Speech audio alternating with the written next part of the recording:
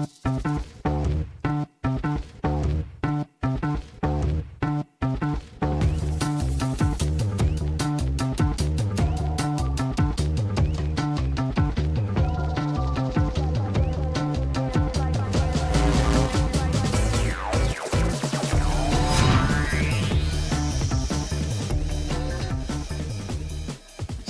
up, heathens? How y'all doing? Tonight we're on the SkepTalk, and today is May 8th, 2023, and I want to invite everybody to call in. You guys, we've got all the lines open, full throttle. If you guys want to talk about religion, God, or aliens, is another one that we're going to kind of discuss how that ties in here in a minute. Or mythicism. You know, I always love arguing with people about mythicism. If y'all want to call in and talk about that, we'd really love to answer any and all of your questions. And be sure to call us at 720-619-2288 if you're calling from the U.S., or if you'd like to call in from the web, you can find the link in the description. I'm the Godless engineer, and today joining me is Dr. Adair. Hey there, Aron. How you doing? I'm doing good. Thank you for having me on, John. Yeah, thank you for coming on. Do you want to tell everybody kind of, what you do? And I know that you got a book out, so I want you to shill that book and kind of explain like what that book's about, because I haven't gotten it yet, but it's in my queue to get. Good, because I planned on today of doing two things, chillin' and shillin'. So I'm Dr. Aron Adair. I have my PhD in physics from The Ohio State University that I earned about a decade ago. I continue to do my physics research as a research affiliate at MIT, work as a data scientist in the defense sector, and I've authored a few different books all relating to science and religion. The most recent one is also probably relevant to any of discussions today about aliens and religion. So the book is Aliens and Religion, Where Two Worlds Collide, which I co-authored with my friend and philosopher friend, Jonathan M.S. Pierce. This is our first book together, though he's also helped me with other book projects. And probably going to be the thing I need to talk about the most, because again, shilling. Yeah, exactly. I'm kind of curious, like, what if you could kind of give like a brief overview, I guess, of where like religion and aliens sort of, I guess, collide there, as the book title says. Yeah. So this was inspired in part from a philosophy paper that John had run into. So it was published by a couple of theologians by the name of McIntosh and McNabb. It was published in a philosophical journal for, especially for Catholic philosophers, and was trying to argue that, there's a pretty good chance that extraterrestrials exist somewhere in the universe. And does this actually cause any significant problems for theism, or especially for Catholic theology, any of the major propositions of that? In that paper, the theologians say, no, there's no issues. But Jonathan and I were reading, and it's like, no, we think there's some problems here. And so we, in somewhat a response to this, but also we got to do some interesting scientific explorations. I actually came up with my own way of trying to do a better estimation of if we're alone or not in the universe or even the galaxy. We worked out some more mathematical, really rigorous ways of dealing with the problem of evil and all the different sorts of narrative and theological problems for Christianity especially, but also Judaism, Islam, Hinduism, and even if the discovery of aliens could be bad news for atheism. What could the possibility be if the aliens showed up and they're Jesuits, for example? Well, I guess we would have to just compare their beliefs to whatever we have come up with here on Earth, right? Because I doubt they're going to show up and be like, yo, we're Jesuits. In whatever language they got. So that's really interesting. So we do have all lines open if you want to call in and ask Dr. Adair about possible aliens interfering with religious belief here on Earth. like just the concept of aliens, or if aliens were to come here or whatever. If y'all want to ask him more in-depth questions about that, or just in general why we either do or don't believe in God, or I believe that we're both mythicists, so you can also ask us more mythicist questions. If you want to call in and ask us specifically about what's the popular phrase now? The space station sperm central Death Star that orbits the moon or something. I don't know. Some idiot has been making a bunch of videos where he calls it stupid shit like that. Anyways, if y'all want to call in and ask us about any of that kind of stuff, we would really appreciate it. Do remember that at the end of the show, we will be taking any super chat questions and read out any super chats of $5 or more. So if you don't want to call in, but you still have a question to ask, you can always super chat it for $5 or more, and we will be getting to those here near the end of the show. Now, as far as like the effects of, like, aliens on religious belief, I mean, considering the claim specifically of most theists now, like the theistic religions now, I would think that it would throw a big wrench in the cogs there for that. I'm wondering what was the original paper, the theologian that says, nah, there's no problem. What were his arguments like against the idea that it would cause a problem? Yeah, so just to give a bit of background, there aren't, too many other papers that they were responding to that said this is a huge issue. So they had to do, in some ways, you could say, some historical digging, but it also kind of touches with the American spirit, because the first person who probably articulated really well the theological problem of extraterrestrials was Thomas Paine, famous for writing Common Sense and then later The Age of Reason. In his multi-volume Age of Reason, which is largely a big argument against religion and many other things. One of the things he also pointed out is like, hey, if there are multiple worlds and they're populated, did Jesus have to go and visit them and have to bring them salvation? Has to just keep going, dying and over and over and over again? Does he have to battle Satan in every single sort of world? Does he have to ascend to the heavens? And of course, if Jesus is ascending to heaven, well, where is he right now? Because even at light speed, at 2,000 years later, well, that's not that far along in the galaxy. So there's a lot of things that kind of fall apart in the modern cosmological view. And already Thomas Paine was seeing tension with the cosmology of the late 18th century, let alone the 21st century, and the biblical view on how things are supposed to work. So the authors there are responding sometimes directly to Paine and quoting him, but saying why they think it's not actually a problem about that. Though when we went and dug up, and there's a whole bunch of different theologians who study this, and the title for them is astrotheologian. So they do astrotheology. This is not the same astrotheology like from Zeitgeist or other Jesus mythicist stuff. This is theology as applied to the universe, and in that case, how theology is supposed to apply to extraterrestrials.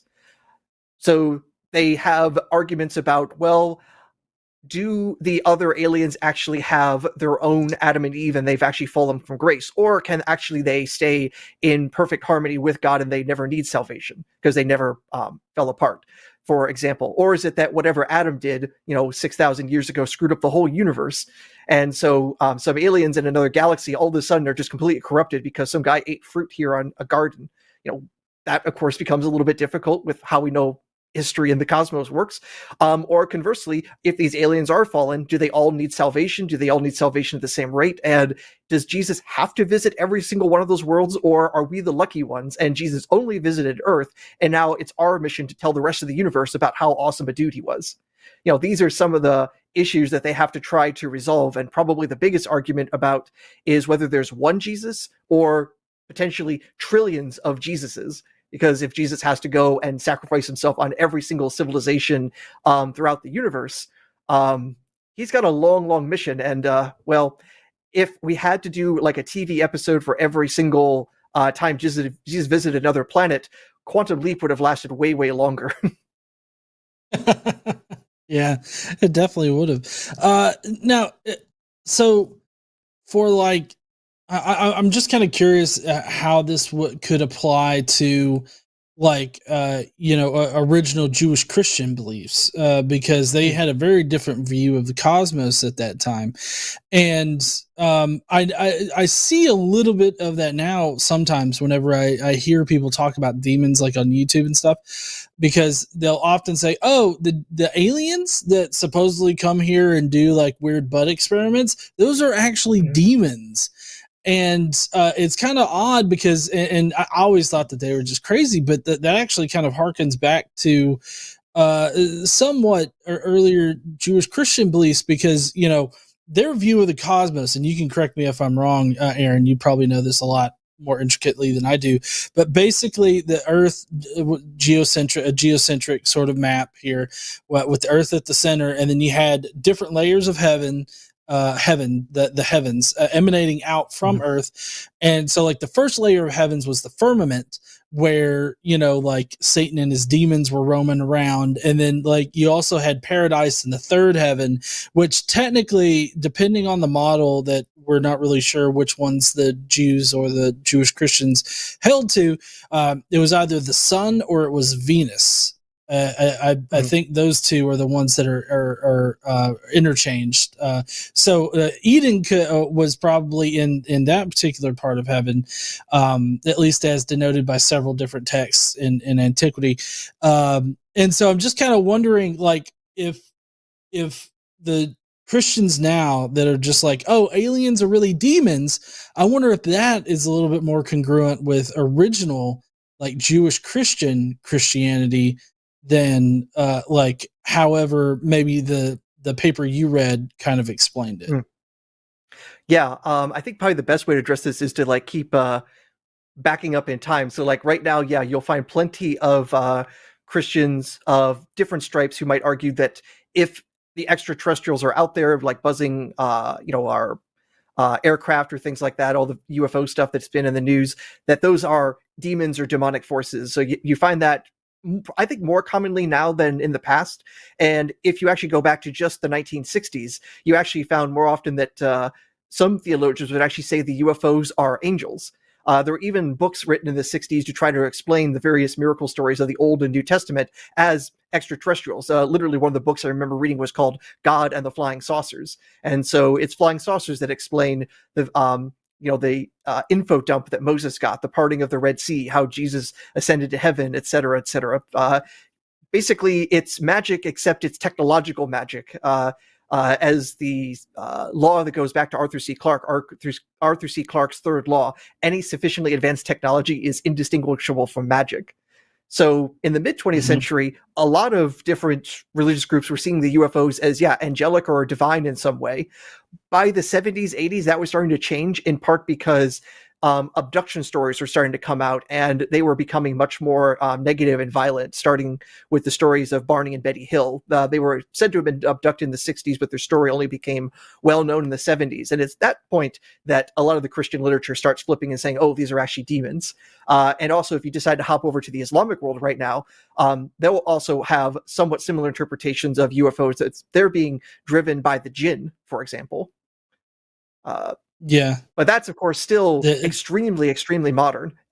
If we go back in time, you were talking about the layers of heaven, and that was like the cosmological model, basically in the late Republic, early imperial period for Rome, for example. But if we go back even further to whenever, Genesis was being composed, different authors there being compiled together, their view wasn't even so much layered, or at least it's not clear that there's multiple layers to heaven in there. But that old cosmology with the flat earth being held up by pillars, and then the sky dome where all the stars are put into, and the stars that are put there, they're not worlds you can visit. They are literally lights put up in the metal dome to act as a calendar. It's said there to be there for signs and for seasons, according to Genesis. When it says signs and for seasons, it's basically when you're supposed to celebrate Passover or other festivals like that. It's just a big old calendar up in the sky. that is not a place you can go and visit. If you try going above the firmament, you're not going to find aliens, you're going to find water. God had separated the heavens, splitting the water above and below. What's the water above? That's rain. And if you still keep going above that, what you're going to run into is God and his angels. There's no space for extraterrestrials as we understand them. There are no planets to visit that could be orbiting other stars. That concept just does not exist in the Old Testament cosmogony. Yeah.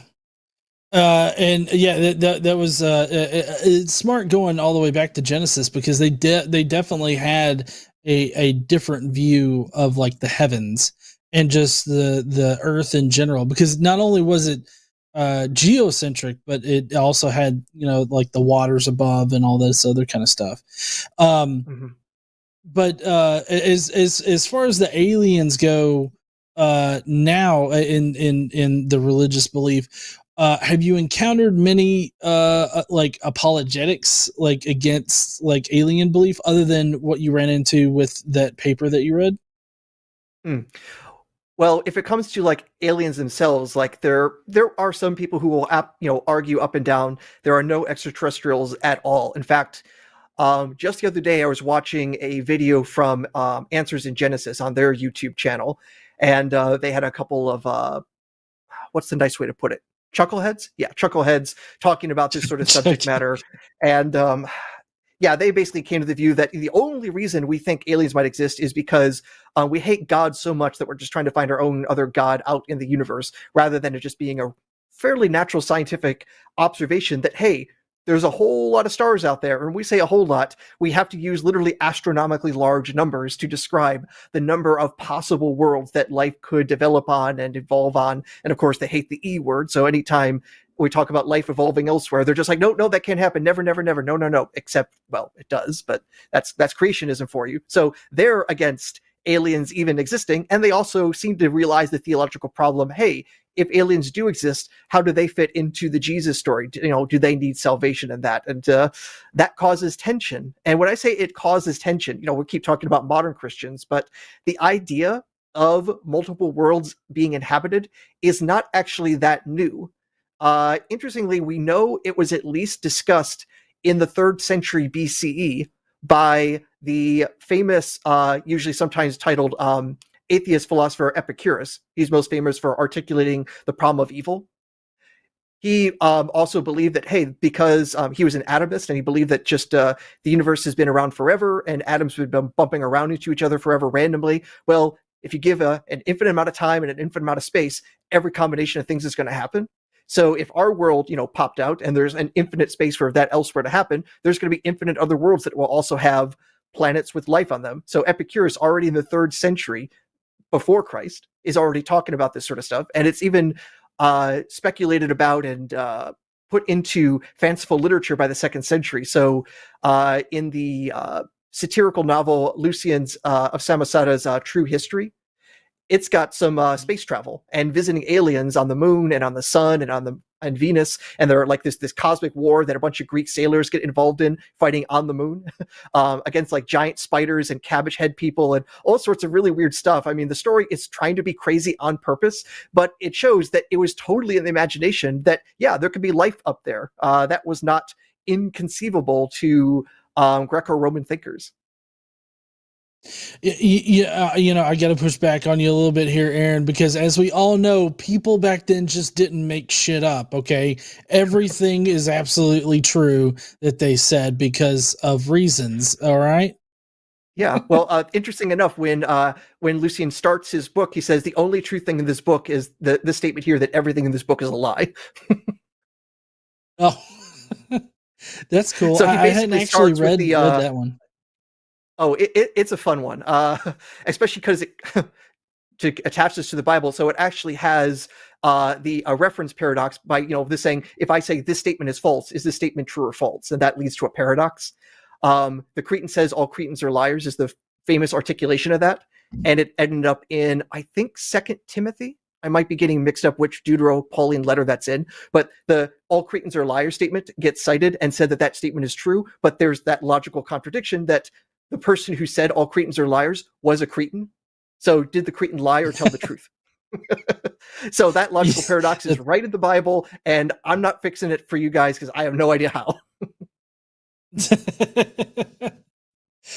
Just want to remind everybody that we've got 4 lines open right now. So if y'all want to ask us about whether or not or why we don't believe in God, why you do believe in God, or about mythicism. Like everybody gives me shit all the time about, oh, you're just like a flat earther. Well, I mean, why don't you come and have a discussion about it? Because I can show you how it's not like flat earther shit, the mythicism thing. But in any case, we do have a couple of calls lining up, but we've got our wonderful call screener that is making sure that we don't get any I guess prank calls or bad calls, bad faith interlocutors. So we're going to wait on them to get through all of that. But I guess maybe shifting away from the aliens talk, because we want everybody to go and buy your book, which is called what again?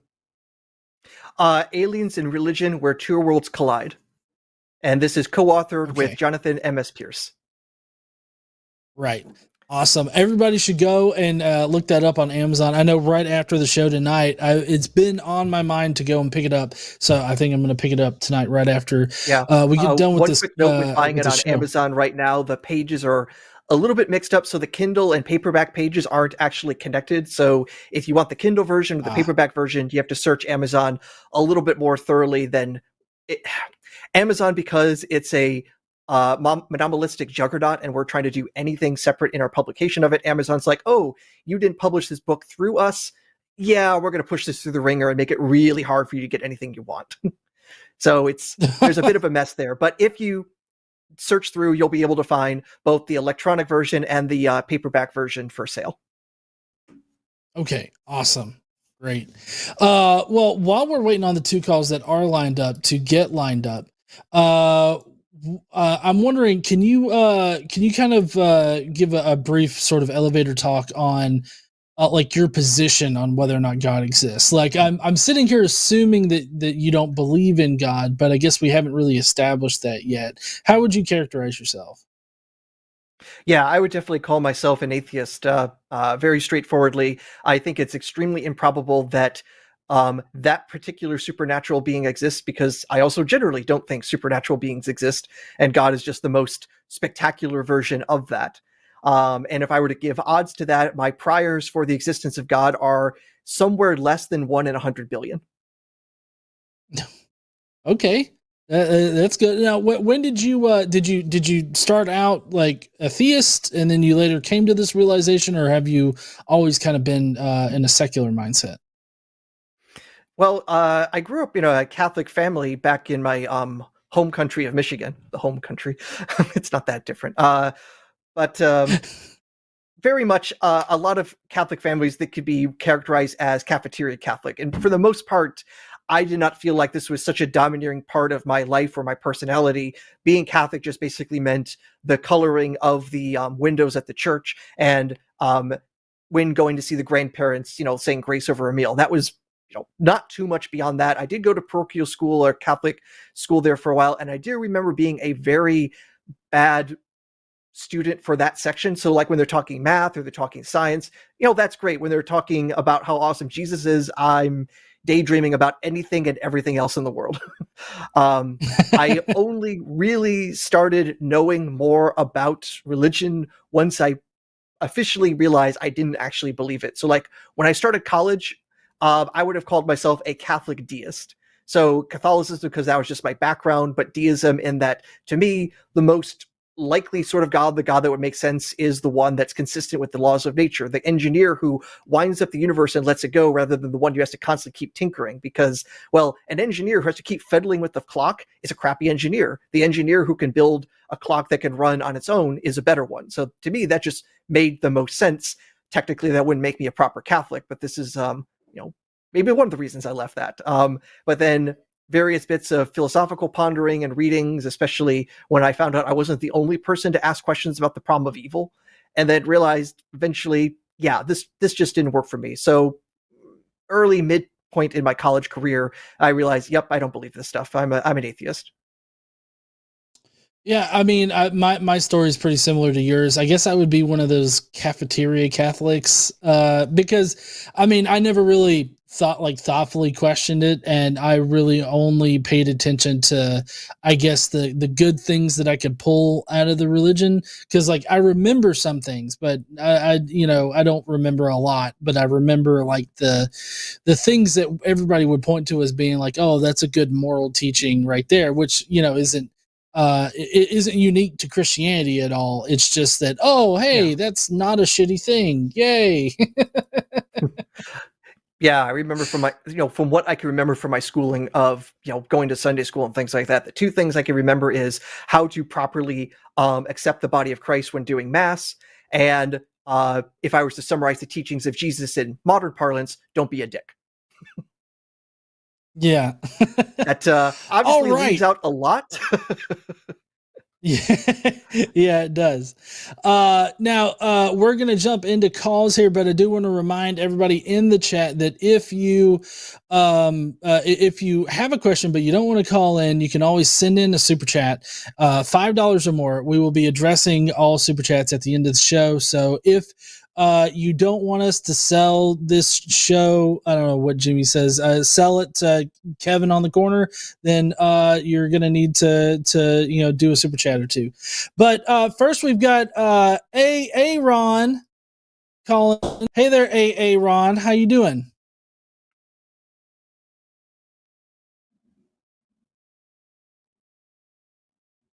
Sorry, Aaron, are you there?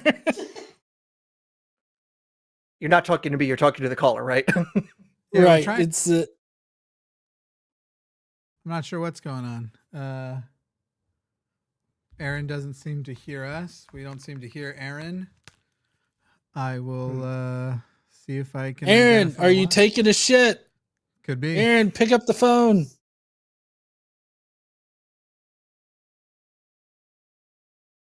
Okay, maybe I should return Aaron to the queue for right now, and we'll try here in a minute.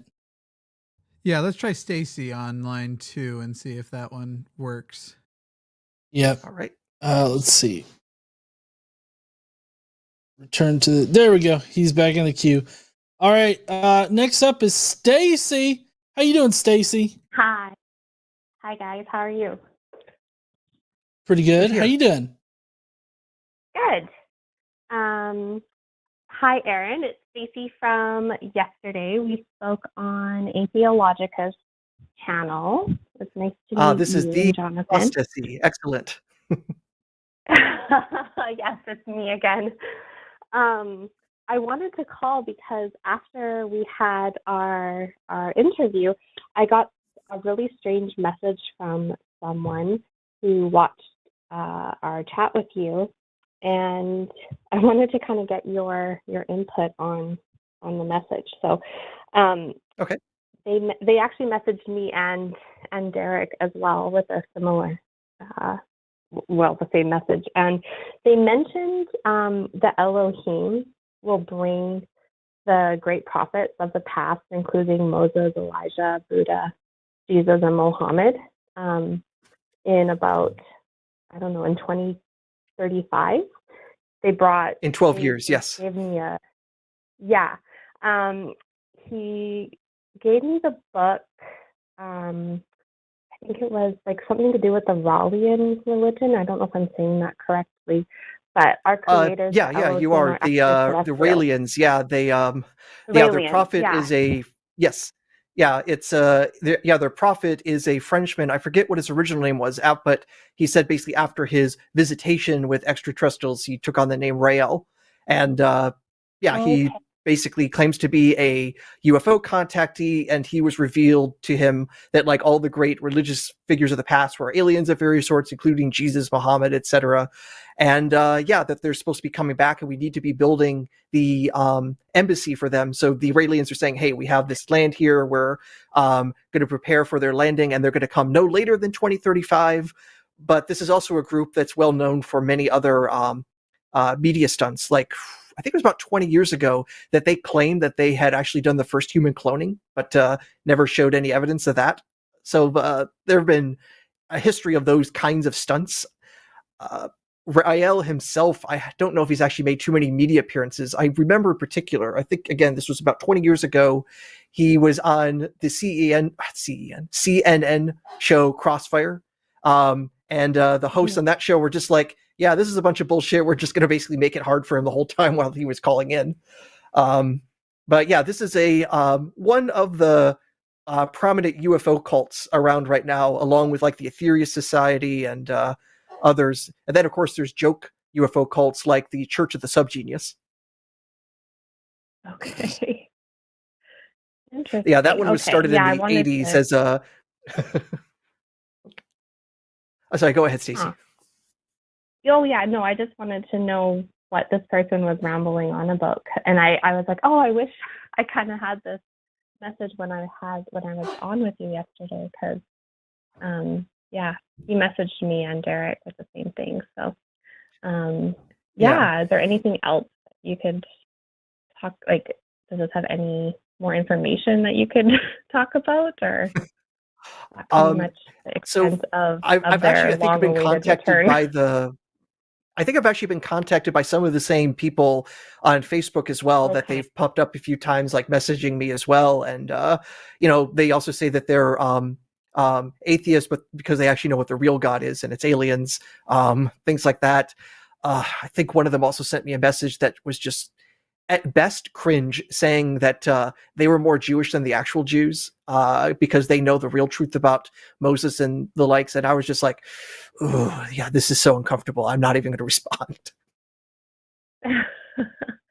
Okay. Well, thank you so much for answering my question. And it was really great to meet you and Jonathan yesterday, and getting to know more about you and your book. So nice to see you on the line tonight.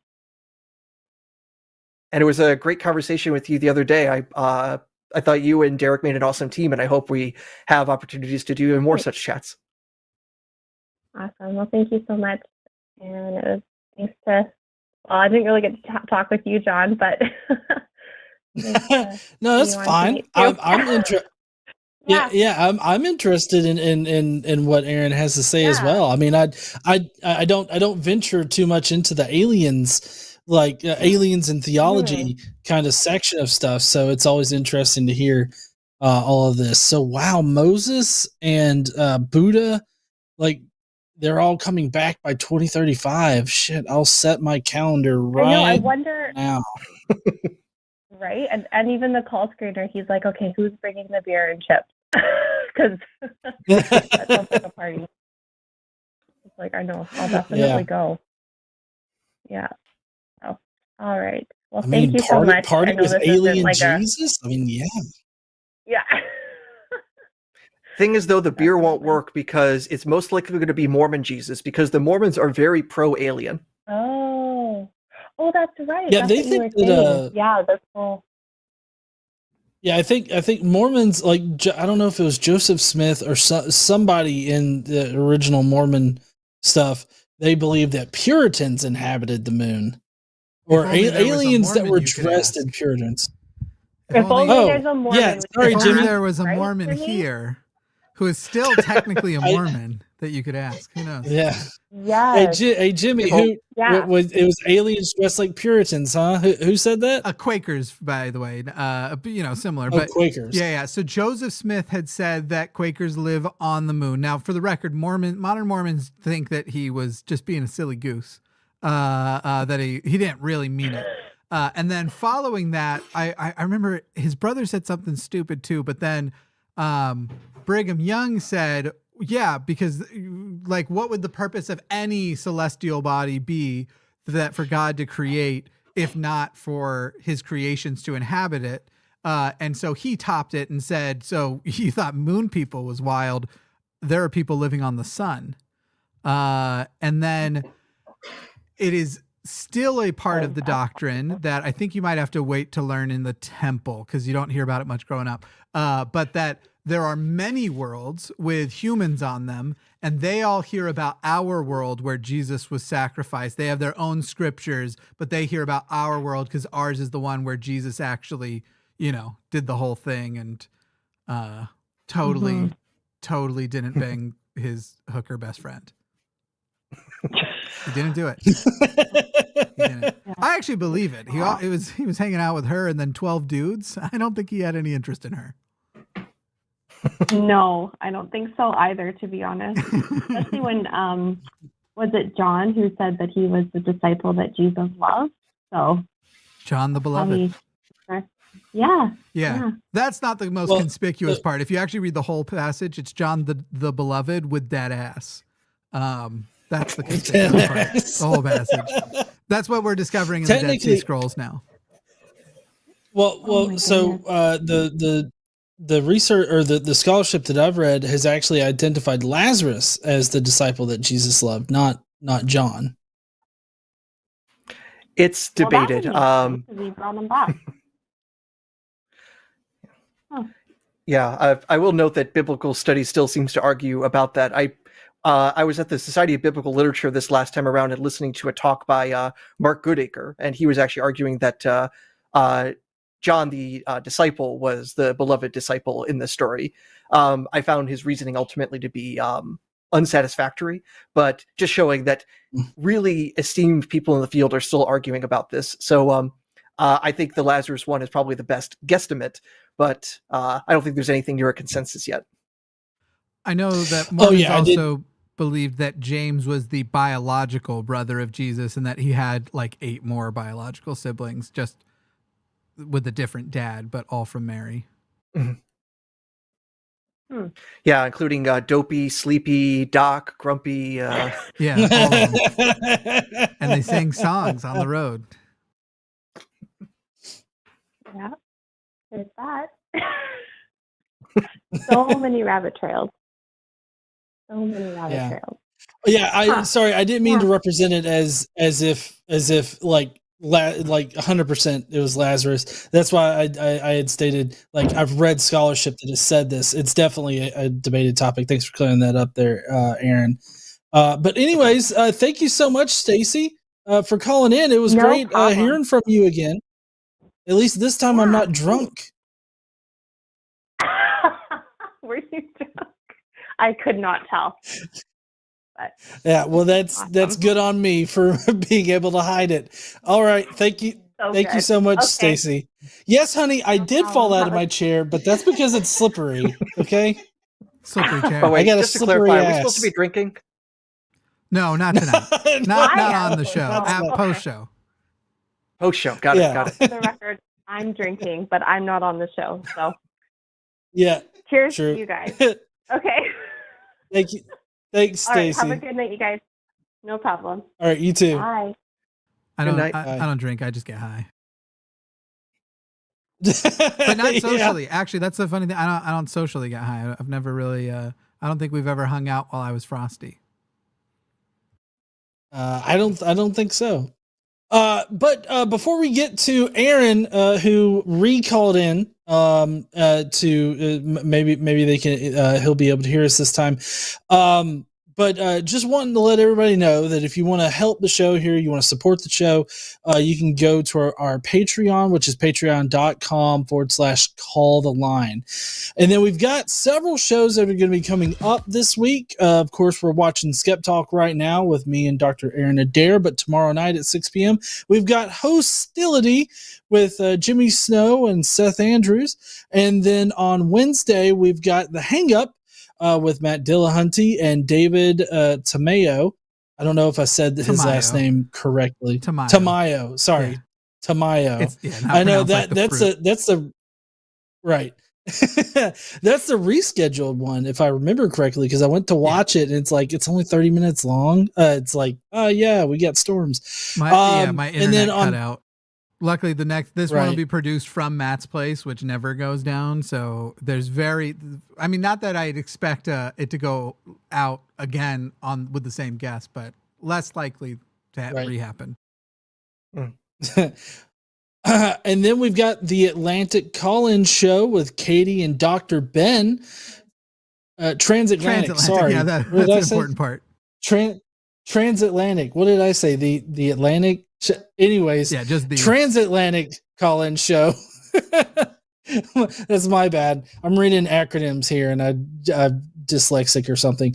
You can call it anyways, TACUS. so that's TACUS. TACUS. We call it Everybody will know TACUS what for that short. means.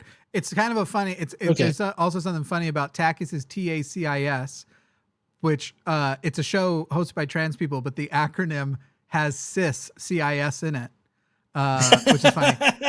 And it's also why, like, when we were trying to figure out what URL to do for our website, we were thinking like call-in show could be a part, since line by itself is impossible to get a good URL. So we were thinking like cisline.com or linecis.com, but then the implication, Yeah. when people read what cisline, but there's a trans show on it anyway. All fine. Y'all can, I'll stop interrupting. Maybe we'll see. No, you're fine. But TACUS will be Thursday at 2 p.m. Central. Yeah, all of these times are Central times, by the way. So anyways, we're going to get to Aron, who's a theist, and he's wanting to talk to us about something. What is, hold on. I hit talk, but it didn't talk. There we go. Aron, are you there? Yes, can you hear me? We got you. Yay. I'm not a theist, by the way. Oh, you're not? Okay. Oh. All right. Can you tell us what you're calling to ask us about today? Yeah, sure. So the short version is, while I'm not a theist, I'm a self-described, I would say, existential deist, lack of a better term. Okay. And I'm calling because, like, I've watched a lot of y'all guys' shows and everything, and it's always interesting that you guys will entertain any particular theist view, whether it's the Buddhist or the Muslim or the Christian, and nobody ever brings up, like, look, you're like 20% of the population, so 80% of the rest of the world thinks that your version is wrong. And I feel like atheists, for some weird reason that doesn't make any sense to me, they seem to have this sort of, like, their default answer is, I don't know. And while I appreciate that, like, yes, I understand scientific method hasn't gotten us to where we can understand all of the things, there's this sort of lack of willingness to consider things that could be unreal, like things that we just don't possibly understand. Like, I think I come back to things like evolution. We're talking about, we had the primordial soup, and then we got protozoa, and we got little things that were living in the water, and then they got out of the water, and then they turned into mostly lizard things. But nobody really talks about how they diversified into four-legged things and winged things and all the other variations. Nobody talks about that? I'm going to need a citation on that. Like, that's the entire field of evolutionary biology is describing how those changes happen and everything like that. So I don't know exactly where you're getting, like, this whole idea that nobody talks about that, but I just that on its face is just wrong. It mostly comes from the fact, and again, I've watched a lot of your shows, similar shows, various other people, and you know what? I'll admit that a lot of that reaction comes from the theist side of the argument, which is like, well, God just made all the things. And so the reaction is, well, no, he didn't. There was this process. But I feel like I haven't been presented, as I've watched all these shows, or listened and or watched, presented with, like, how did they diversify? Like, why did the thing that crawled out of the water, one of those things decided to get four legs and walk around, and the other thing that crawled out of the water decided to get wings? Like, that's the question that hasn't been answered for me. Well, so I'm gonna let Aron. Yeah, you go ahead. All right, yeah. So first off, it's good to talk to myself. And Aaron, thank you for spelling your name correctly. There's a lot of diversity in the spellings of Aaron. I'm glad we both chose the correct one for this call today. Thank you. You can call me Aaron if it's better for clarity. But whatever. Say yes. Correct. I have to correct. avoid saying it that way because I used to teach high school, and my students would also do the Aaron thing. So I have to keep that in the bag for 2 years. future use. For 2 years, I was only Aaron. Yes, I get it. I feel you. Yeah. So I mean, when it comes to the diversification of life, if you're just coming into atheist talking shows, you might be missing out a lot of the awesome details. So just like there's popular literature that's really great, like Jerry Coyne's Why Evolution is True, or Your Inner Fish by Neil Shubin. In particular, Your Inner Fish is a good one because it talks about literally the transition from more aquatic living life forms to the land-based ones that have ultimately the physiology that becomes us, that basically how fish, quote unquote, transformed into the four-legged things that would crawl around and eventually starting to stand up and then, well, write books like Your Inner Fish. There's a lot of evidence and description of what's going on there, and it's not correct to say that the animals chose these sorts of things. It's that the animals have, or in fact, life forms in general have diversity amongst them. So every single time that they reproduce, there's some variation between parent and child. Those children have some traits that are slightly different than those before, and those traits may be better or worse for being in that environment. And those who survive are better adapt to that environment, go on and reproduce more and more. That's the very basics of natural selection, as Charlie Darwin started putting it. We're getting close to 200 years now. Charlie? Does he know you as Charlie? Does he let you call him that? He does not complain, but that's also because he's been dead before my grandparents were born. I think we should call him Chuck. Chuck, puts him in line fair. with the Norris. Chuck, Darwin, we got Norris, we got Darwin. I think we can't go wrong. Okay. Oh, another thing I wanted to point out real quick, though, is that just like Aaron kind of highlighted there, I wanted to be a bit more explicit. There was no decision making. Like you made it sound like I'm not suggesting an that there organism. Was. I'm not suggesting that there was. Oh, okay. Just making sure, because in it you were like, well, this organism crawled out of the water and it decided to grow wings, and that kind of has some agency attached to it, kind of like it. For some reason, it decided to change its genetic code on a whim to grow wings, and that's just simply not how evolution works. Right, and I understand that. My question is, I feel like atheists have left out the question of because they've been so fixated on, if I don't have evidence for why the thing happened, then the thing didn't happen, which I totally understand and totally support in all ways, shapes, and forms.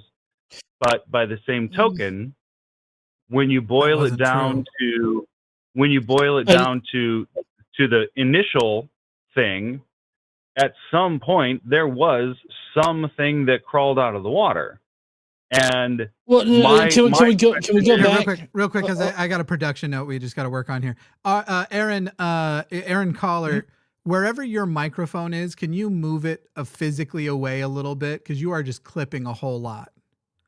I'm clipping a whole lot. Is that better? We'll find out. But right now you're not clipping. But I'm sure now John is going to take up the challenge of the fallacy, which you just said, which was that atheists believe if there's no evidence, then something didn't happen. I'm sure that's what. I don't know if you heard him say it, so I just want to make sure. Yeah, go ahead. Yeah. No, that's what I was going to have a problem with. Because I mean, it's like, oh, we don't have evidence of this. That means that it didn't happen. That's not how that would work, because it's like, if we don't have evidence of this, then there's no reason for me to believe in it. But that has no bearing on whether or not it actually happened. In fact, the actual answer for, did this thing happen? Do you have any evidence for it? No, I don't have any evidence for it. Well, then I don't know. Like the answer is, I don't know, but and it's split with, I don't believe. So like, I feel like if you present me a claim with no evidence, there's no reason for me to believe your claim. It doesn't mean that I think that it didn't happen or that it could never happen or something of that nature. It just means I don't believe that it happened. Until you can provide some good evidence to say that it happened, then I will still continue not to believe in it. No, I understand that, and that's not what I'm suggesting. I'm not suggesting that you should believe just because. What I'm saying is I think that there's a question remaining about how that particular diversification happened, and it sometimes annoys me that a lot of atheists are like, I don't know, and that's their only response. Why is I don't know that when a it bad comes to like response? specifically, well, I first want to note that when it comes to like the evolution of the first what are called the tetrapods coming from the sea, that is actually a lineage that we actually have quite a few examples of. We can see that it's not some massive gap in our biological knowledge. It's actually something that we have a lot of the pieces for, so we can actually follow the tree of life on that segment reasonably well. But even in the general case that we don't have the data, the question of course would be then, all right, so do we either extrapolate from our theories that have been working extremely well, or with something that every single time we've tested it has failed, which has been the case of supernatural explanations.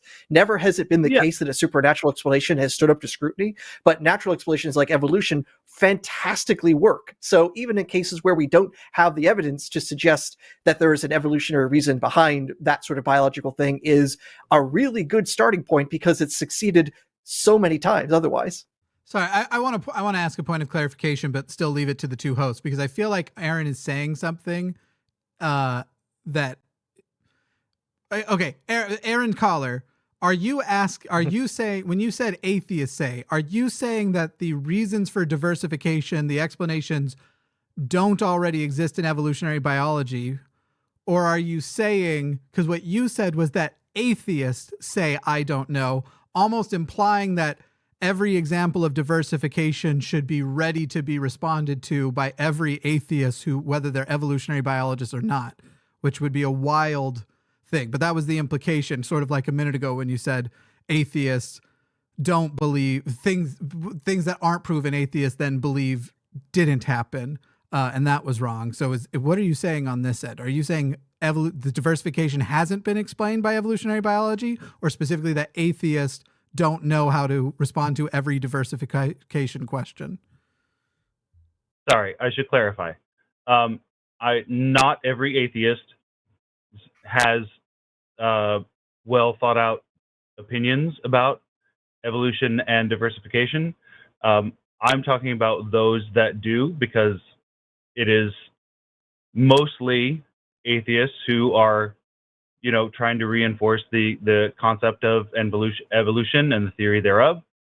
My question is, and I do believe in evolution as sort of like, I'll call it the law of the land. But my question is, what I haven't seen, and I understand you pointed me towards some reading material, and I'm happy to look into that.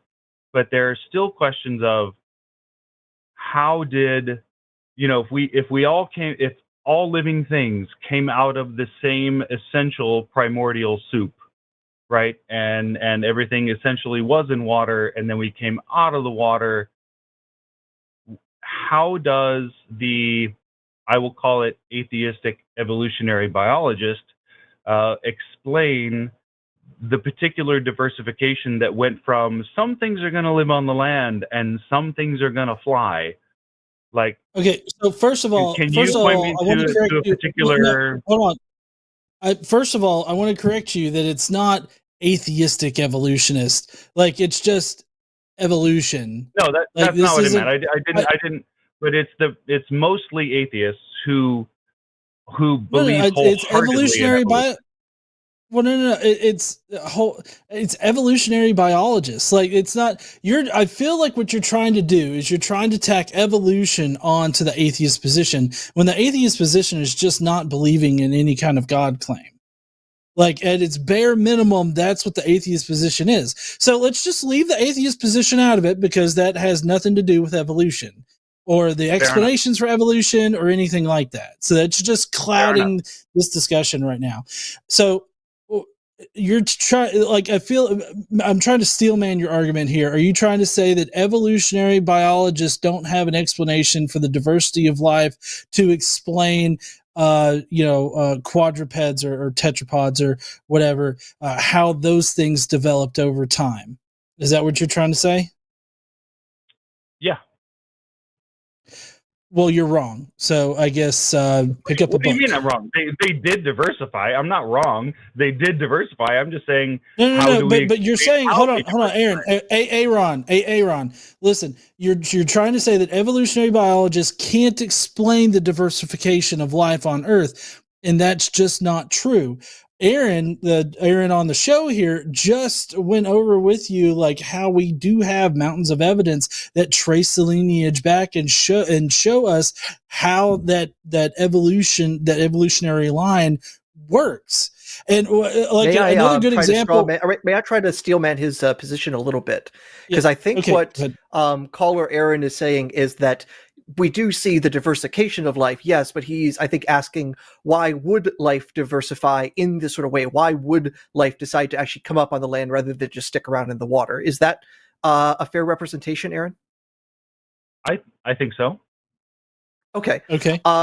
So there basically is an advantage for getting out of the water. So in particular, imagine all of your predators exist in the water.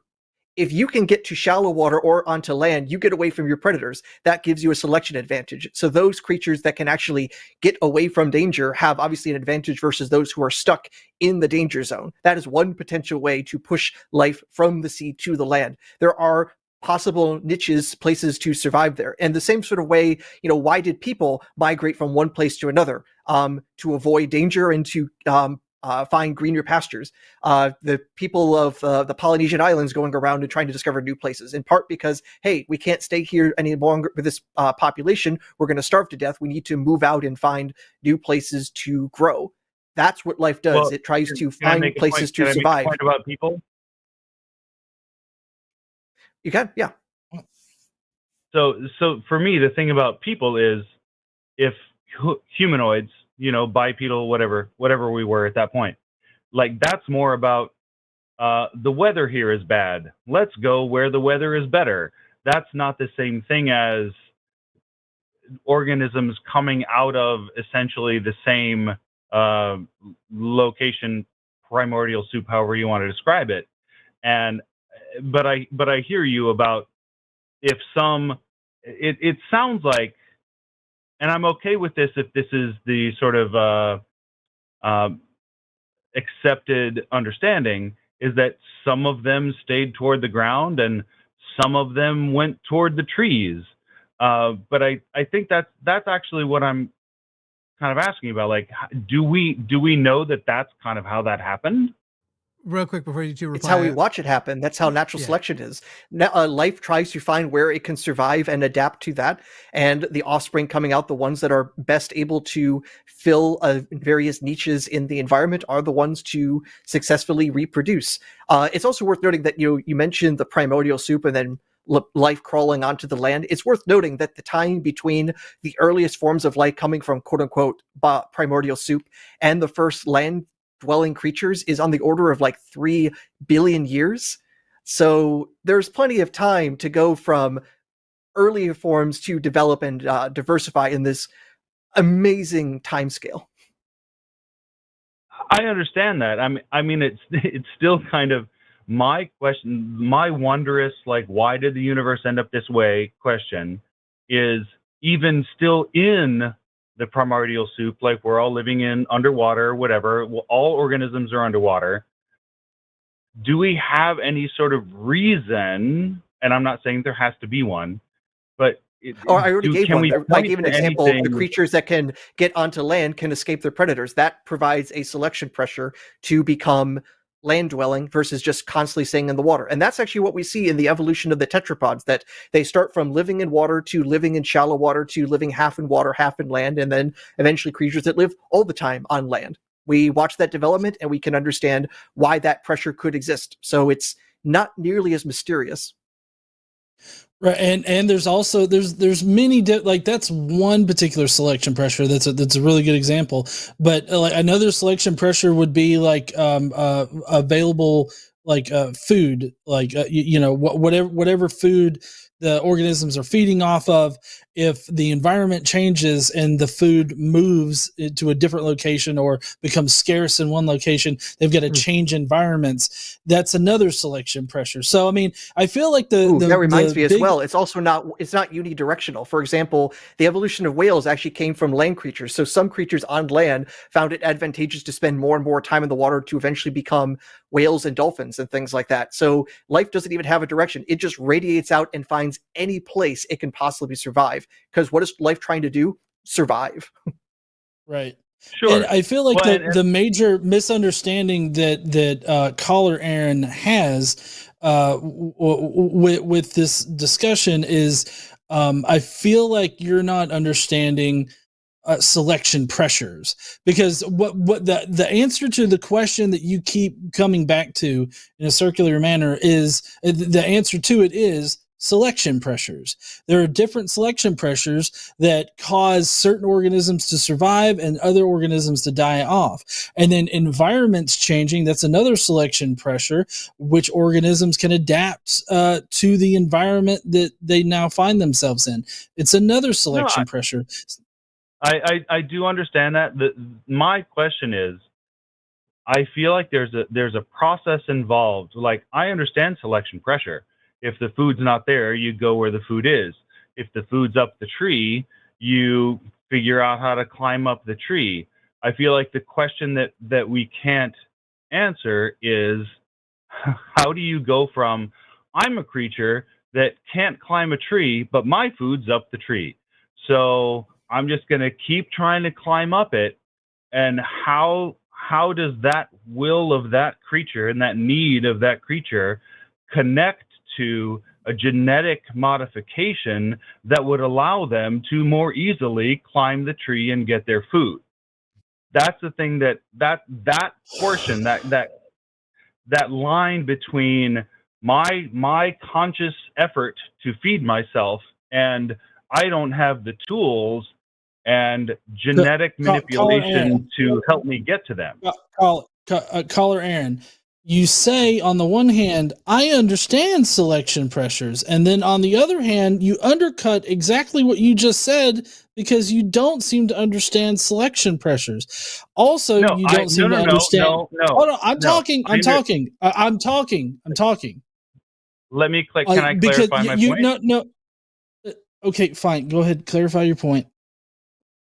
I understand that selection pressures exist, but my question is the difference between like a selection pressure being applied to a particular being and how that pressure manifests in genetic modification in order for that organism to overcome that pressure. They don't overcome the pressure. They have genetic diversity, and with that diversity, the ones that have the traits that is most likely to lead them to survive and reproduce are the ones that become more populous. That's the basics of the pressure. It's when we say selection pressure, we're not talking about animals being dragged into a certain direction. It's just a matter of creatures with this trait are more likely to survive and reproduce than creatures without that trait. And so to answer your question, hold on. To going back to your example of, here's this organism that moves from low-lying food to food that exists up in a tree. The organisms that develop adaptations that would benefit them in climbing up the tree to get the food, having more nutritious food, allowing them to survive and propagate, that is what you were asking about. And so one genetic mutation in one environment can be either detrimental, or it can be neutral, or it can be good. If there's a neutral trait that exists in one environment and it turns out to be beneficial in the other environment, allowing them to eat food or get away from predators or anything like that. I mean, that's how that works. And then those organisms are the ones that survive and pass on their genetic traits. Those genetic traits continue on changing. They continue on adapting to their new environment so that they can survive and propagate better. I mean, I feel like what going back to the very beginning of this call, because we do need to move on. We got a couple other calls to get to, but going back to the very beginning of this, I feel like what you're doing is going on to YouTube and listening to various like atheist. Hold on. But I mean, at the beginning of the call, you said that you watch atheist YouTubers or you watch YouTubers explaining some of this stuff, and they don't give you all of the answers that you're looking for. What I would suggest is actually picking up like the textbooks or the books that Aron mentioned earlier to explain to you how like genetic mutation works, how selection pressures work, and just how organisms change over time in general, because that is evolution. And I feel like you saying that, oh, people just say, oh, I don't know, as if there's a problem with that answer, just shows me that you're not, it doesn't seem like you're not willing to actually read the academic material on it. Instead, you're wanting to throw gotcha questions at atheists online so that you can teabag them or something. That's just the feeling that I get from this call. First of all, I'm anti-teabagging in general. It's just not a thing that I'm into. The reason that I said that I've been watching is like I see the same responses all the time, and this is a particular thing that has been a question for me. And so what I have been wanting to find out is go read the academic scholarship. If the answers that you're getting, I have read academic. Yeah, I've read the academic scholarship on this. Great. No, but it's not. It's my job. No, Aron, stop. It's not my job. It's not Aron's job. It's not anybody's job on the internet to explain basic fucking concepts to you. If you want to understand the concept of evolution, if you want to understand it as a scientific theory and why it's the most likely explanation for the diversification of life on Earth, then you need to read the academic material. It's what I do. If I ever come across some crazy ass claim from a creationist, you think I go on YouTube and I try to look up what other people are saying, or do I go and I look at the academic material? Go look at the academic material, read about it. They will give you the satisfactory answers that you're looking for. Don't expect people on the internet, like on shows like either like this or like any other of the YouTube shows out there right now, to cater specifically to your needs. I just want to make a note here too. Aron Caller, you called this week a physicist and an engineer. I'm not saying that's a bad thing, because there are going to be some people, and they actually did respond to your answers. We have at least once a month, and I think this month we're having twice, evolutionary biologists host SkepTalk. And it seems your complaint isn't that atheists don't have a response to this, or some atheists don't have a response to this. It sounds a lot like your complaint is more, my specific question has not been asked on the specific episodes I watched, and I haven't, so therefore I haven't heard that answer, because you're literally calling a show that responds to questions. So even before John just said everything there, when you asked your question, it was responded to. Anyway, we do have Forrest, who is an evolutionary biologist, and I think Erica might be joining him again, coming not this next Monday, but the following Monday. Two evolutionary biologists, where if you have a specific evolutionary biology question, you can ask. But this has been the most bizarre call, because it's been misconception after misconception. Then when asked about the misconception, it seems to be that you felt you stated it incorrectly, that it wasn't a misconception.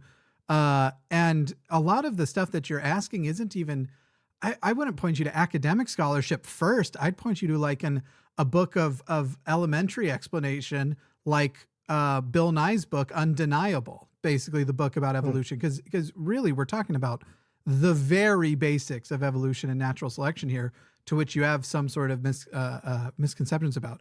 And then there's the other misconception of I don't know if you think an existential deist isn't really a deist, but deism is a theistic point. If you are a deist, you are a theist. It's a type of theism. I mean, evidently that's a whole nother call. I didn't really intend to go down the evolutionary biology rabbit hole, but we did. And I'm happy to read all the things. My only response to I'm sorry, is it Jeff? Is that right? Sure, John? I'll be Jeff. Wait, which person are you asking? The producer or the host? Not Aaron. That's John. John. I was so close. It was a J name and it had 4 letters. I was really close. Anyway, it wasn't about being a gotcha question. This is literally one of the things that has been missing for me that I've been thinking about. I'm sure I haven't looked up all the basic evolutionary biology literature, but the reason that I called in is I feel like this is a topic that comes up very often, and I feel like the responses to theists in particular are very sort of super basic, like, of course there's evolution, and they're like, no, there wasn't, there was God and he made all the things. And so I was trying to ask a more specific question, but it wasn't a gotcha question. Right. And I apologize if it came off that way. That was not my intention at all. Well, but I mean, if you watch this show, you'll know that Forrest has 6-hour-long like SkepTalk shows where, I mean, he answers like questions just like this. And these are very basic questions that you can get out of, like what Jimmy said, just basic, like top level books for it. And I still disagree with this whole idea that, atheists just go, well, I don't know how evolution happened, because we're confronted with this topic. That's not what I said, John. John, that's not what I said. Well, you said that you were underwhelmed by the answer. No, I didn't say that. Okay. I said that at the end of the day, when it comes to whether it's the beginning of the universe or the beginning of evolution or various questions, that the basic atheistic response is if there's no evidence, then I'm not going to say that it happened one way or the other. And so therefore the answer is, I don't know what the answer was. And if that if your ultimate problem is with the answer, I don't know. If you don't know something, do you just pull shit out of your ass? Yeah. If you don't know feels like I throw up my hands. Yeah. Like, if it comes to like what happened before the Big Bang, I don't know. Okay, well, but what do you expect? Do you expect people to just pull shit out of their ass? Like, do you just want people to lie to your face about what happened? Like, they just give somebody that's not a specialist in whatever area you're querying them about. You just want them to start pulling shit out of their ass, or do you want them to be honest and be like, "Well, I don't know." No, I never suggested that people should pull shit out of their ass, but I'm gonna go. I appreciate you both very much for entertaining me and getting into this as much as we did. That was not my point. So I will gracefully exeunt. Aron, it was very nice to meet you. Jeff, it was nice to meet you as well. I appreciate you both very much, and thank you for enduring my what seemed like a super basic I should just go and read question.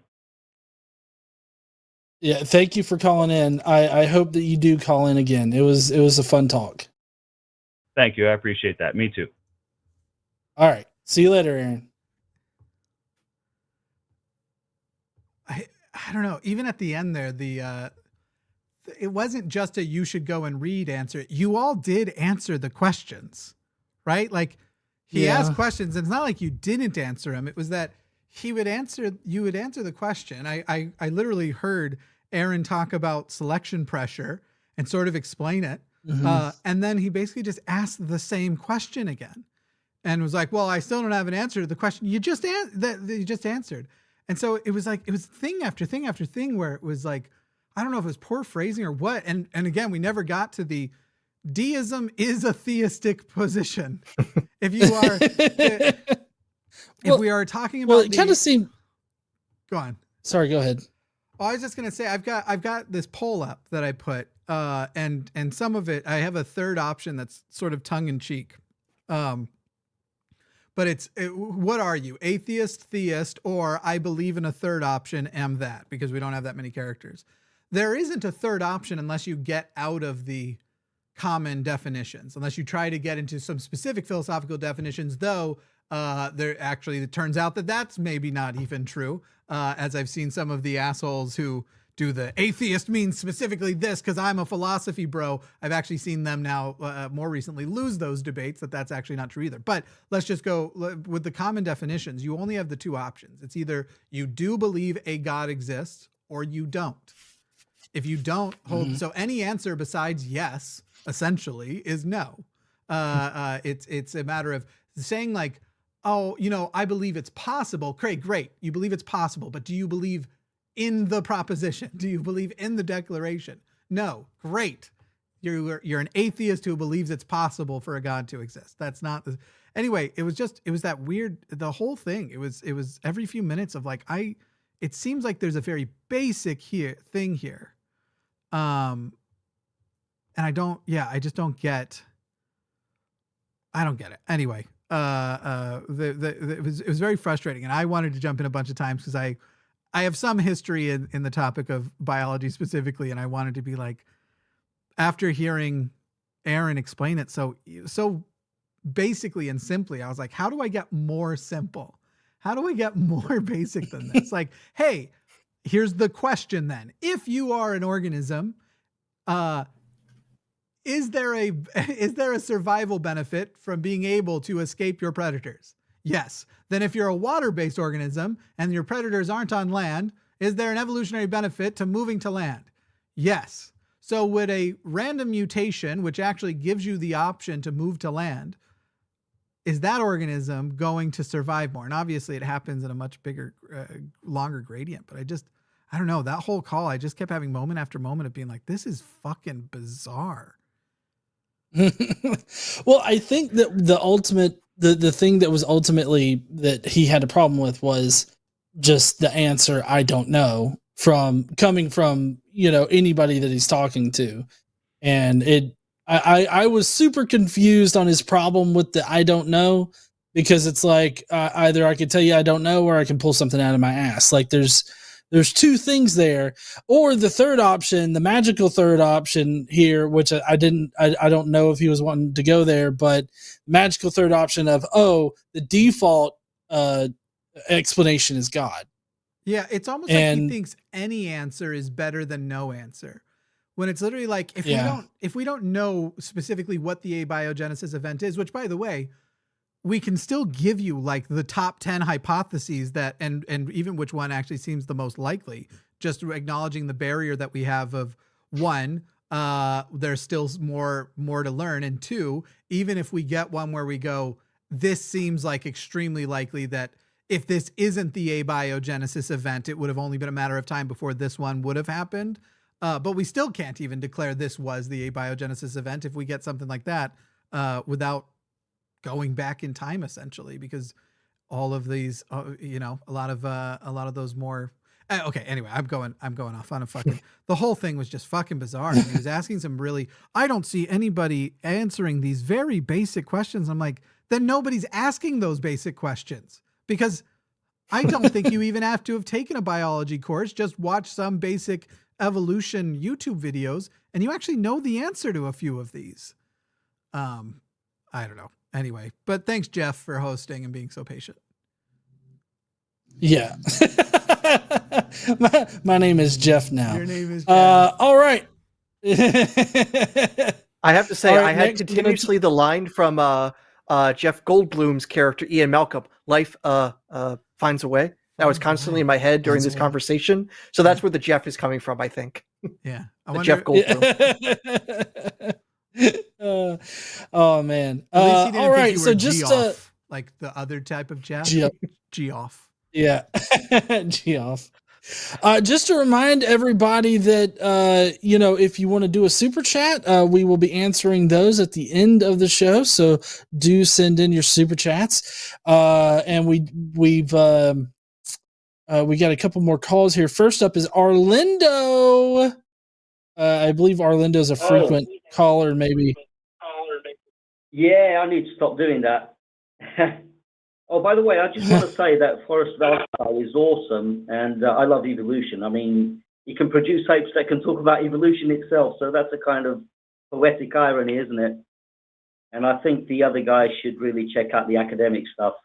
By the way, I've got two questions. One's for John, and the other one's for Aron. And the one for Aron would be a question for Jimmy to get high on. Yeah. Hey, Arlindo, can we do whatever we got to do to stop the echo in the background? Because we hear the hosts when they talk to you. Oh no! Is there an echo? That's a bit strange. I mean, how about now? It sounds like you have the show playing or something somewhere. It's too instant to be that. I think let me see if I get a better signal. 1 second. I'm moving right now, and I'm going to see if I have proper signal here. How about now? Can you hear anything? Your audio is fine. The question is if you hear us after talking. Yeah. How about now? Yeah, it's more like you're on speakerphone or something. Is there an audio that's playing out loud? No, there isn't, and I don't know how to take you both on off. Let's just hang up the call and just call right back, okay? And we'll see if that fixes it. Okay, yeah, no problem. Thanks. All right, see you in a bit. I love taking time, minutes in a show to fix. I mean, it doesn't sound like this one was Arlindo's fault. Arlindo's definitely called before, so it's it's been fine other times. But yeah, the quality of the delay is the one that I associate most with like phone calls or speakerphone. It was interesting. I'm just waiting for that call back to pop back in. Of course, the good thing is the more time we burn, that's fewer opportunities for me to say something stupid. So I'm all the more happy to take lots of technical issues. I don't think anybody here is worried that you'll be the one who says something stupid. I'm still here. I'm ready. I didn't say it. Okay. Yeah, it's good. It's all good. I don't know if Arlindo didn't call right back or what's going on. We'll give it another moment or two. Otherwise, we'll try another call while he tries to connect there. I guess a little announcement. Y'all will be the first one with access to it. I'll put the link in the description here in a moment. But we've launched the very first merch for the line, the shirt that we talked about on yesterday's show for determinists. The one that says the Big Bang determined I would buy this shirt is now launched. And then I would tell you about the other selection in the store, but I actually don't feel like explaining it to anybody. I just want you to know that all four pieces will be purchased by myself and worn simultaneously. And I don't care if you like it or not.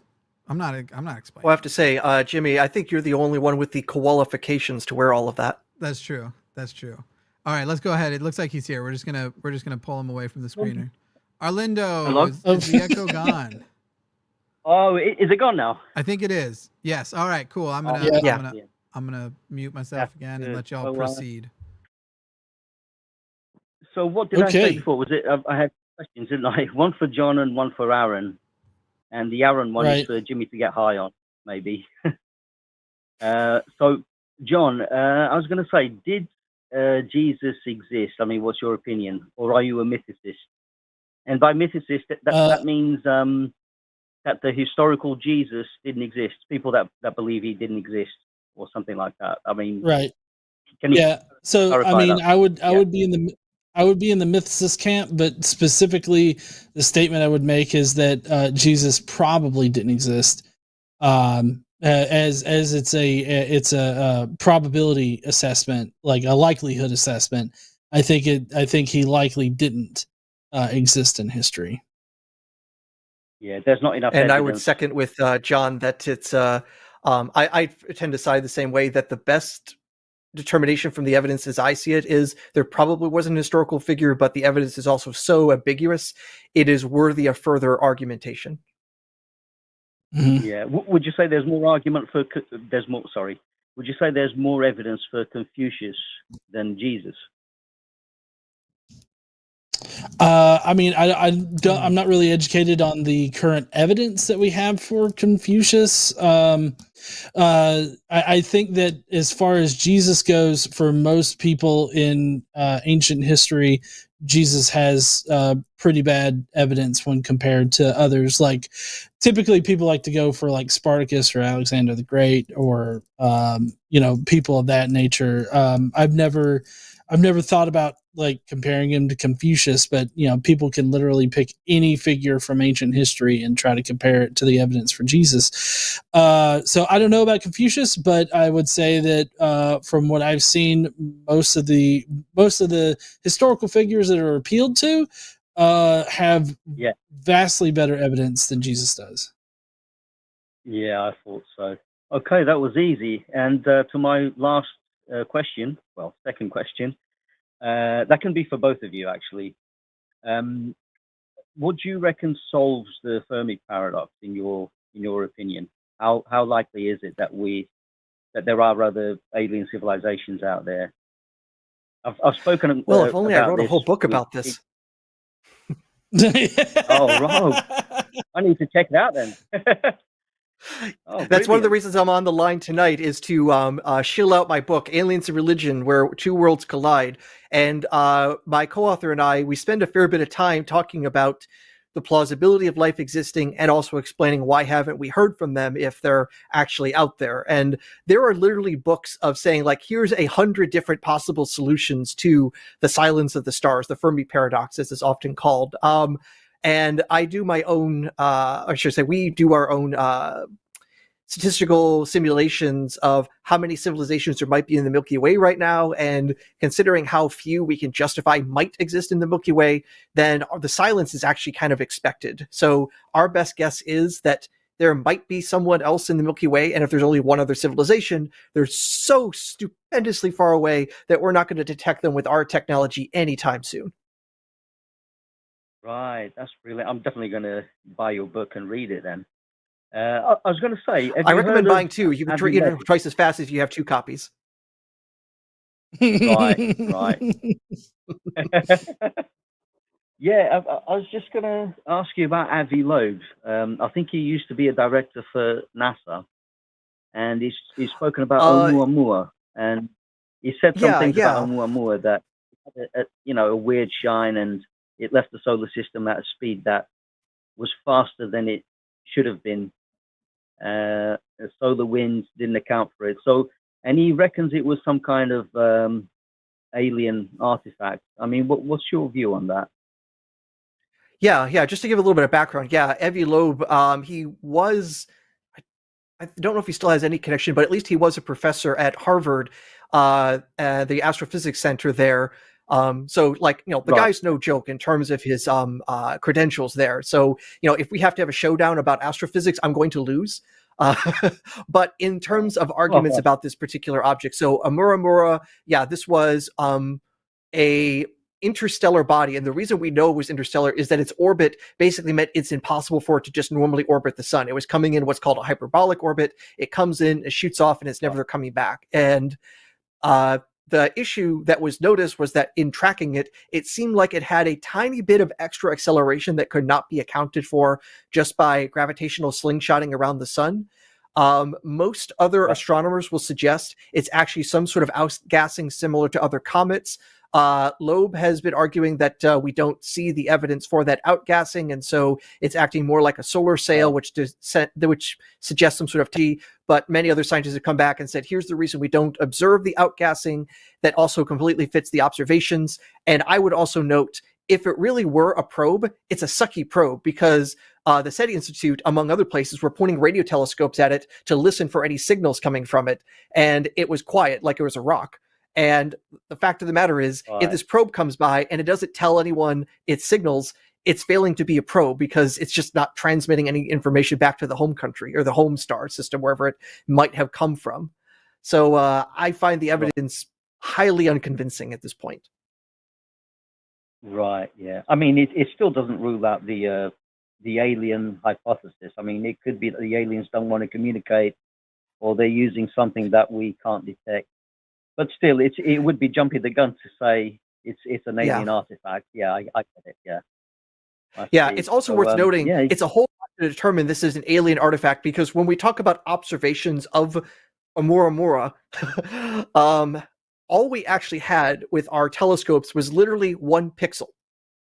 And we were just watching this 1 pixel move across the sky and get brighter and dimmer, and all of our observations are based on 1 pixel. And if we're going to use that to say, well, that 1 pixel is oscillating in this particular way, therefore aliens have such advanced technology that we can't even detect it with anything else, it's like, wow, that's a whole lot to pull from 1 pixel observations. Astronomy can tell you a lot, but that's going a little bit far. And especially if we have other completely naturalistic, non-alien tech explanations for the same observations that, at least as of right now, Loeb has not been able to convince other astronomers are necessary to be abandoned.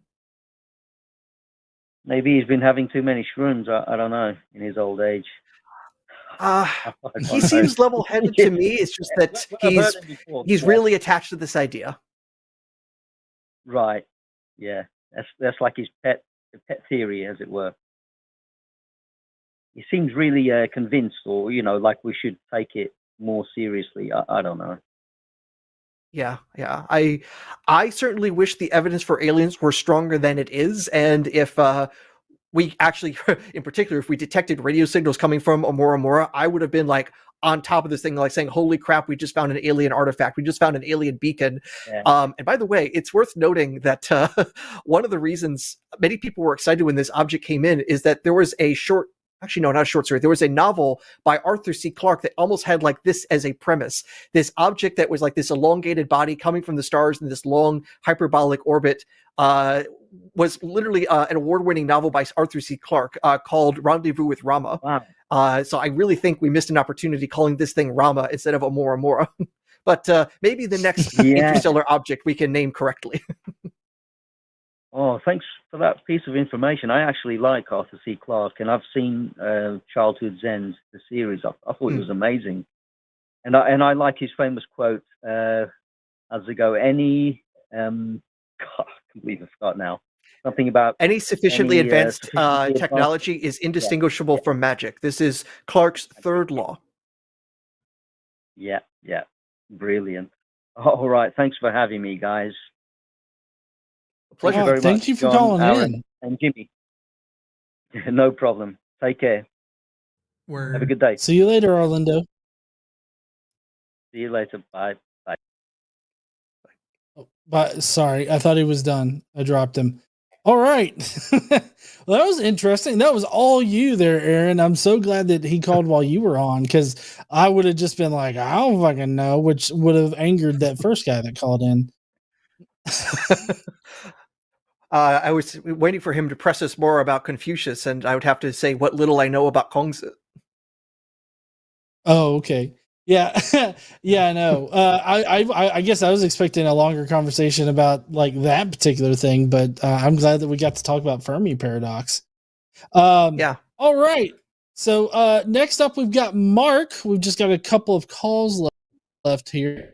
We've got Mark coming in. What's up there, Mark? How you doing? Can you hear me? Mm-hmm. Yep. Hello? Oh, okay. Gotcha. Hello, yes. How are you guys? I'm getting pretty good. Oh, there's like a weird delay. I'm having trouble hearing you. Well, no, there's going to be a little bit of a delay, but that's normal. But just why don't you introduce us to what you're wanting to talk about tonight? Well, I was just thinking about the idea of, is it right to even question people of their beliefs, or is it just a point of contention and argument? I don't really understand what you're asking. Like, are you saying that people shouldn't question others about their beliefs? Somewhat, but not necessarily. It seems to be a point of when we ask somebody what they believe. We're not really truly asking them what they believe as much as we're asking them for a point of how do I judge you? Okay. Well, I'm going to note this, that a lot of people will use their answers for what they believe to affect how they treat other people, who they vote for, how they react in crowds. And if we don't have those conversations, we are more likely to drive each other apart and do terrible things. The fact that people have beliefs that are so antagonistic to others means we need to at least have that conversation, because the only other option is violence. Why is that the only other option? Because if some people believe that they have the right to harm me or my friends or my family, then if they can't just be talked to about it, they have to be stopped. If they're actively trying to do it, but if they just believe it. People will act on their beliefs. That's why we have to talk. Right. But and I mean, your beliefs inform your actions. So like, I mean, I feel like there's a very, there's a deep coupling there between what you believe and how and what actions you do. I mean, I agree. Okay.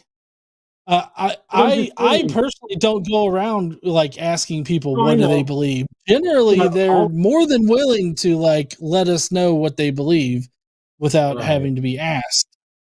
Yeah. Right.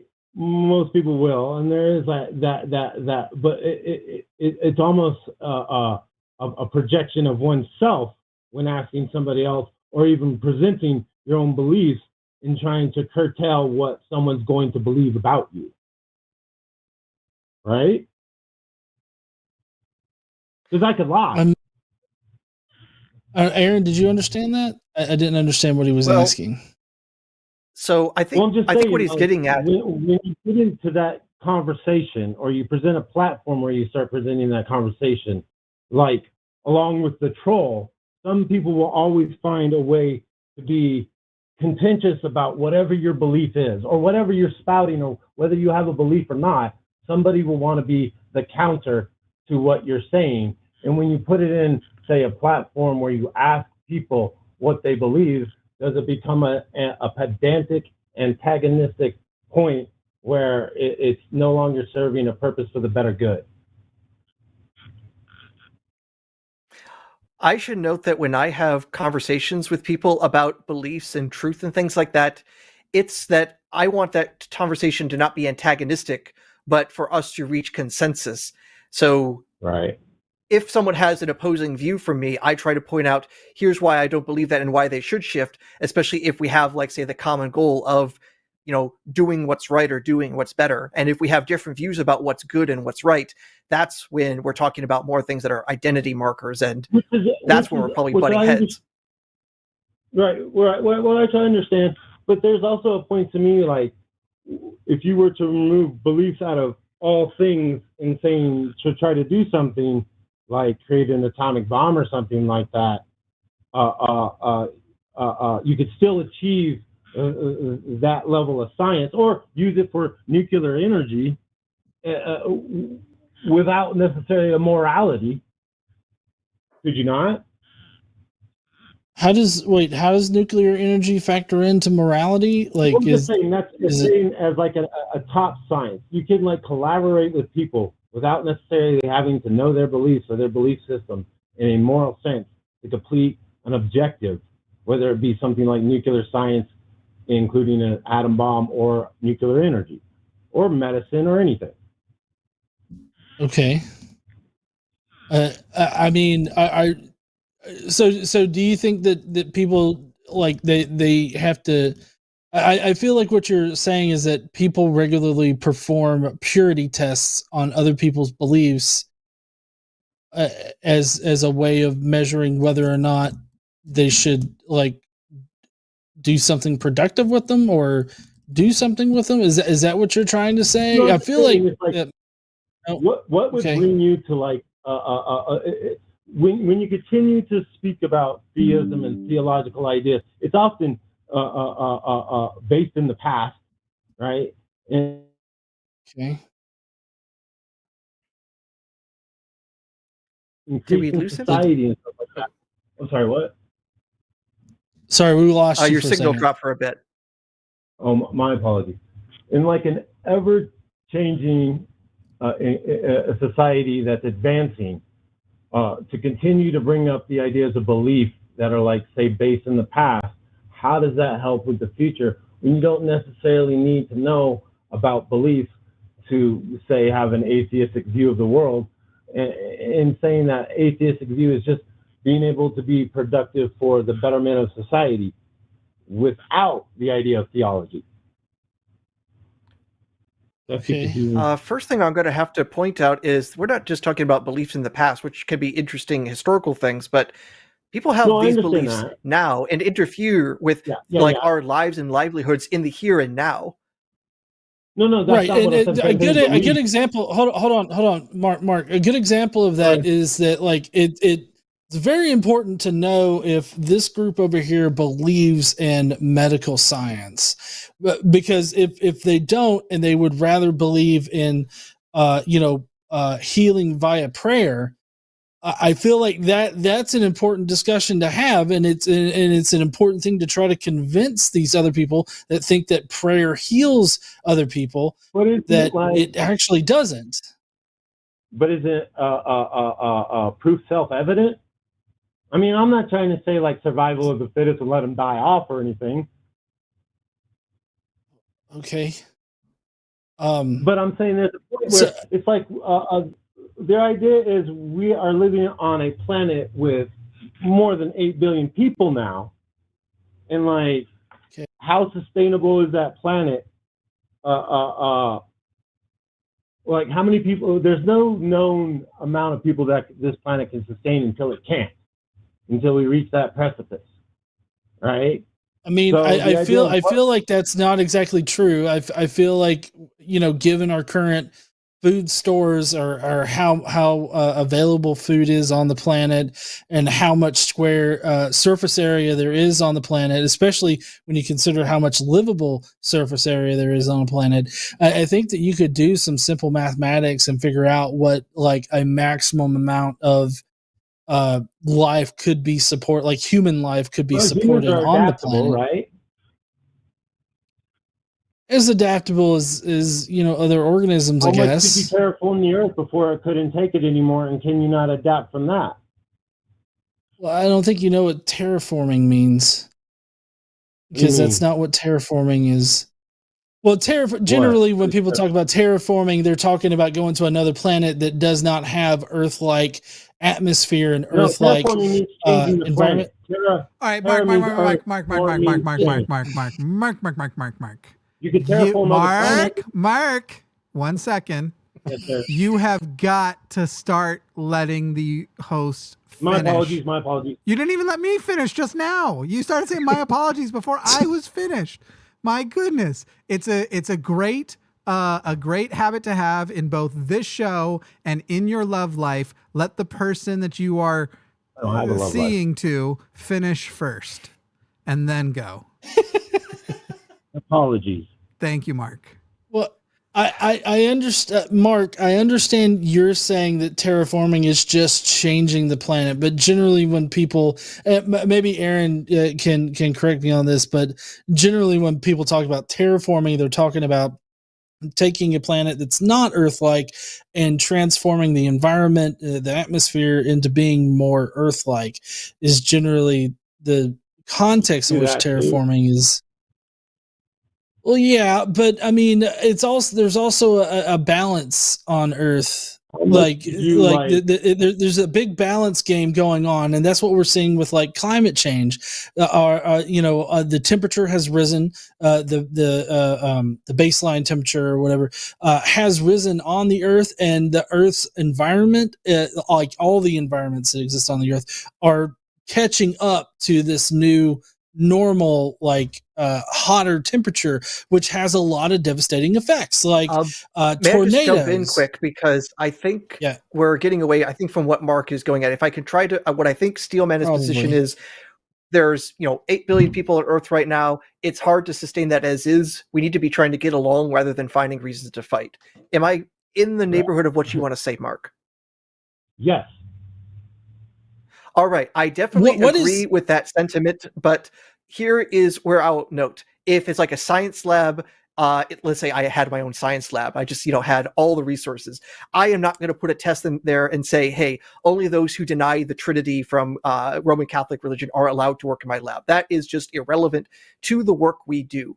But when it comes to us making decisions on a grand scale, we have our various beliefs, religious or non-religious, that influence how we vote, how we treat each other. And if we don't have conversations about that, we're just deluding ourselves that we think we're going to make things better. The fact of the matter is, we even have to have these discussions about how to coordinate with each other and get anywhere close to peaceful resolutions with these sorts of things. And it is definitely my hope that in conversations with people I disagree with, that we move towards resolution rather than just beat our chest to say, which tribe we're in. Right. But, well, yeah, I'm not going to disagree with that. I'm not trying to, disagree with the idea of what you guys are doing. I'm just trying to question it. Okay. I'm trying to figure out a way to it. I mean, do you think that there are certain beliefs that don't need to be fought, or do need to be fought, rather? Like, do you think that there are beliefs that exist out there that should be fought? Well, I think of it more as that the idea of belief is so individual that there can be no legitimate scientific correlation between all individual beliefs, that they become irrelevant when it comes down to the actions of the individual and what we can get and teach and show people through failure, basically, on how to progress in our society, instead of trying to bring up things that don't matter. Like what things I would do like you to don't try to have the arguments about the things that do matter. So again, if we want to put this in a religious context, we got people out there right now who are trying to pass laws to basically ban the ability to be transgender. And that is, in many cases, religiously motivated. That has real world empirical results that are terrible when these sorts of things are pushed. And the only way we're going to move forward is questioning people on having those extremely repugnant, dangerous, and damaging views. And when I say they're damaging, I would say it's an empirical fact that it is damaging. And this is the sort of stuff that I want to, make a big deal about, because I'm saying, hey, this is actually matters. This is hurting people. While versus the other stuff that we might argue about, maybe we could say it's ultimately academic. That's fine. But when it comes to the stuff that really matters, that hurts people, we need to be loud and forthright in saying what is the things we believe and why we should be trying to convince others that what they are doing is hurting others. But I'm saying that could be self-evident, and I don't need to have belief to know that fire burns, right? Some people think it's self-evident that gay people need to be put to death. So what's self-evident to you and me may not be the same for others. That's self-evident as evil. And anybody to many people, it's not. That's the problem. Besides their belief. The thing is, I mean, it wasn't self-evident to millions of people that slavery was wrong, and yet today, the vast majority of people really say slavery is wrong. The denial Mark, of it you need to let us. People ever knew that it wasn't wrong. Mark, you need to stop interrupting us when we're talking. Lie about it.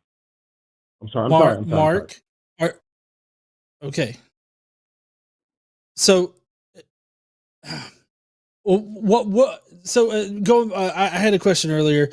Are there any particular beliefs that you think should be fought against? Like you were talking about just innately knowing that some things are wrong, but as Aaron said, not everybody knows those things. Like not everybody knows that it's innately wrong to prevent people from getting married, let's say, regardless of their gender, or for trans people existing.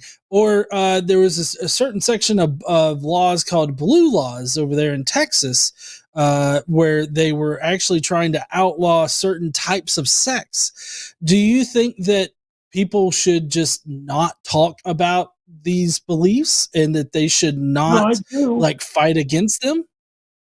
No, I do think that we should, but I think that we should also hold individuals who hold the actions of what they are saying, their beliefs, accountable for their actions.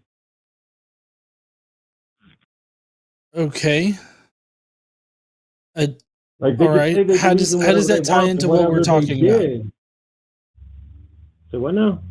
I'm sorry because I'm over talking. I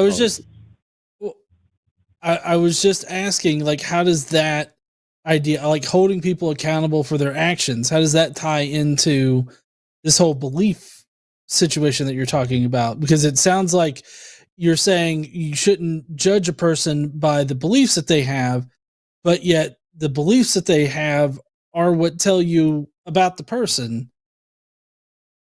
Yeah, but their actions are the things that matter. Like I could say I didn't believe I wanted to kill him. By beliefs. I killed him. We're like stuck in a loop. Y'all, this I know. Yeah, I don't want to charge somebody for their beliefs, is what I'm saying, I guess. So asking somebody. Well, yeah, I know, but do you, Mark, do you at least acknowledge that beliefs inform actions and beliefs turn into action? Yes. Well, okay. Okay. But, okay, like the idea of freedom of speech and freedom of action are two different things, right? Because freedom of speech is just because you believe something, sharing bad knowledge, knowing it's bad knowledge is no longer just speech, it's an action. You're performing an action of nefariousness. Like you could believe whatever the heck you want, but when you try to pass it off as knowingly good when you know it's not, that's no longer just speech.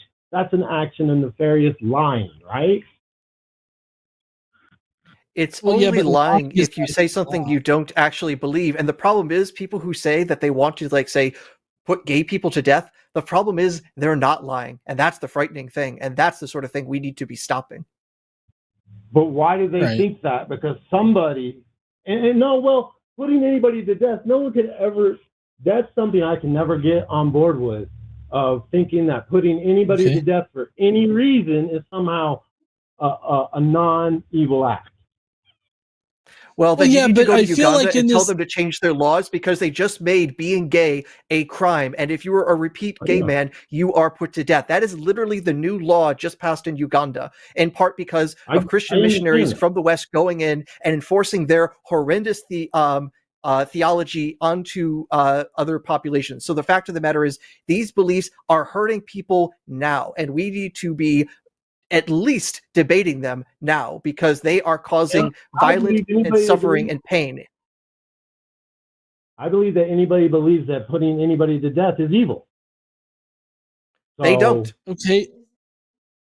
That's your look. Okay, Mark, but that's your belief.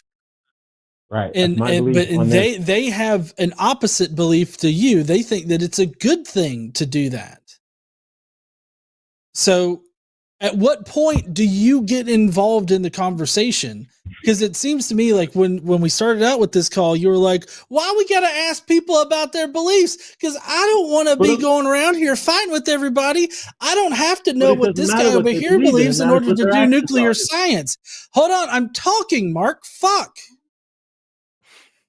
But here's the thing is that I'm not being angry. I hate it when people interrupt me while I'm talking.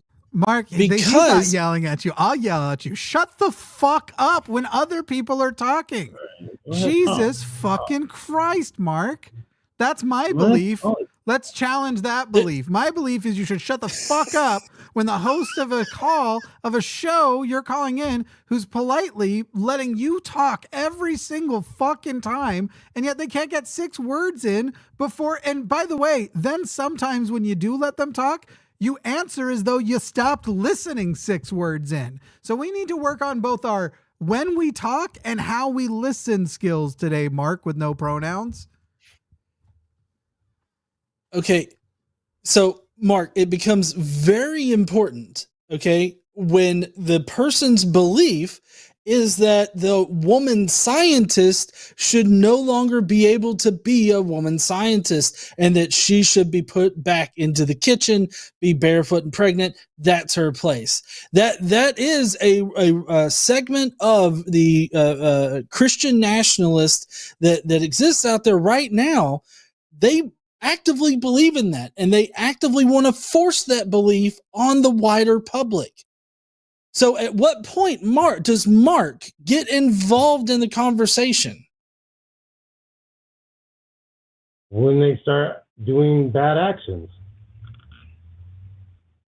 They are doing that By now. that time, it's too late. Exactly. But by that time, it's too late. Just like in Uganda, it's too late now. Well, I mean, obviously things can happen in the future, but it's a lot harder. It's a lot easier to stop this kind of bullshit before beliefs turn into actions. What's the harm in discussing various beliefs with your fellow man? Nobody is saying that people should be thrown into prison just because they got a bad idea. That's not what anybody is saying. Okay. And if I can take a moment to use this to bring it back to my book subject, because again, I'm shilling, I have an example of someone who was put to death for his beliefs about aliens by the Catholic Church in 1600. That is again an example of beliefs mattering to some people, and we should have been doing what we could if we were in that environment to say, hey, putting people to death just because they think other planets exist seems like a really terrible thing, and organizations that do this should be denounced because of their evil beliefs and actions. And there is that unfortunate historical precedent that I discuss in my book about Aliens and Religion, Where Two Worlds Collide, now available on Amazon. So, shilling complete. I was informed by my wife that we already bought your book, like tonight. Buy it again.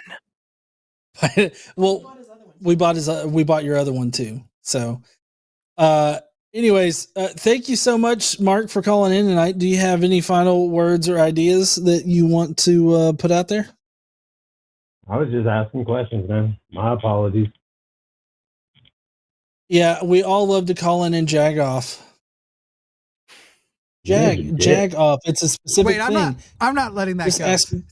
I'm not letting that go. Oh shit, you already dropped him. You don't get it after you were corrected for fucking. Oh, he's gone already. You go. I was just asking questions. Sorry, as though that was the problem. And it's already. First of all, you're calling to question whether it's even okay to challenge people, and then trying to challenge the format of this show. So you're literally trying to engage in the thing that you're trying to call into question whether or not it should be done. And then it was just be polite. Act like it doesn't seem like you're calling in to just ask questions if you don't even listen to the fucking answers. Mark, I hope you're watching this after. This little like thing of the I'm sorry, what a fucking victim you've made yourself of like, I was just calling to ask questions and all I did was try and talk over. And by the way, I have another fucking thing that's gonna be mind-blowing. Speech is action, dipshit. It's talking to other people and spreading your ideology to other people is action. And the only thing that we currently as a society have agreed that you can respond to that type of action with is additional speech. We don't put you in prison. So the whole fucking call was just 30 minutes of just masturbatory garbage of man. And people say I like to hear myself talk, but I at least let my guests finish a fucking thought. Christ. Right. And for everybody wondering, especially my wife, jacking off is well, right. I know you don't know what that is, honey. Oh, you did? Oh, okay. Well, I mean, he said I was just asking questions. That's exactly what people do when they're what's called jacking off. It's just asking questions, and you're just perpetually just asking questions, and the questions are inflammatory or they're meant to insinuate one thing or another. And that it's just a tactic that's employed. I believe Tucker Carlson loved to play in it while he was still on Fox News. Yeah. When did you stop beating dogs, John? I'm just asking questions. I don't. I'm just asking questions here. Just asking questions. So, you know. All right. To round out the show tonight, we've got TJ coming up. So what is up there, TJ? How you doing? Hello, can you hear me? Yep. Mm-hmm. Awesome.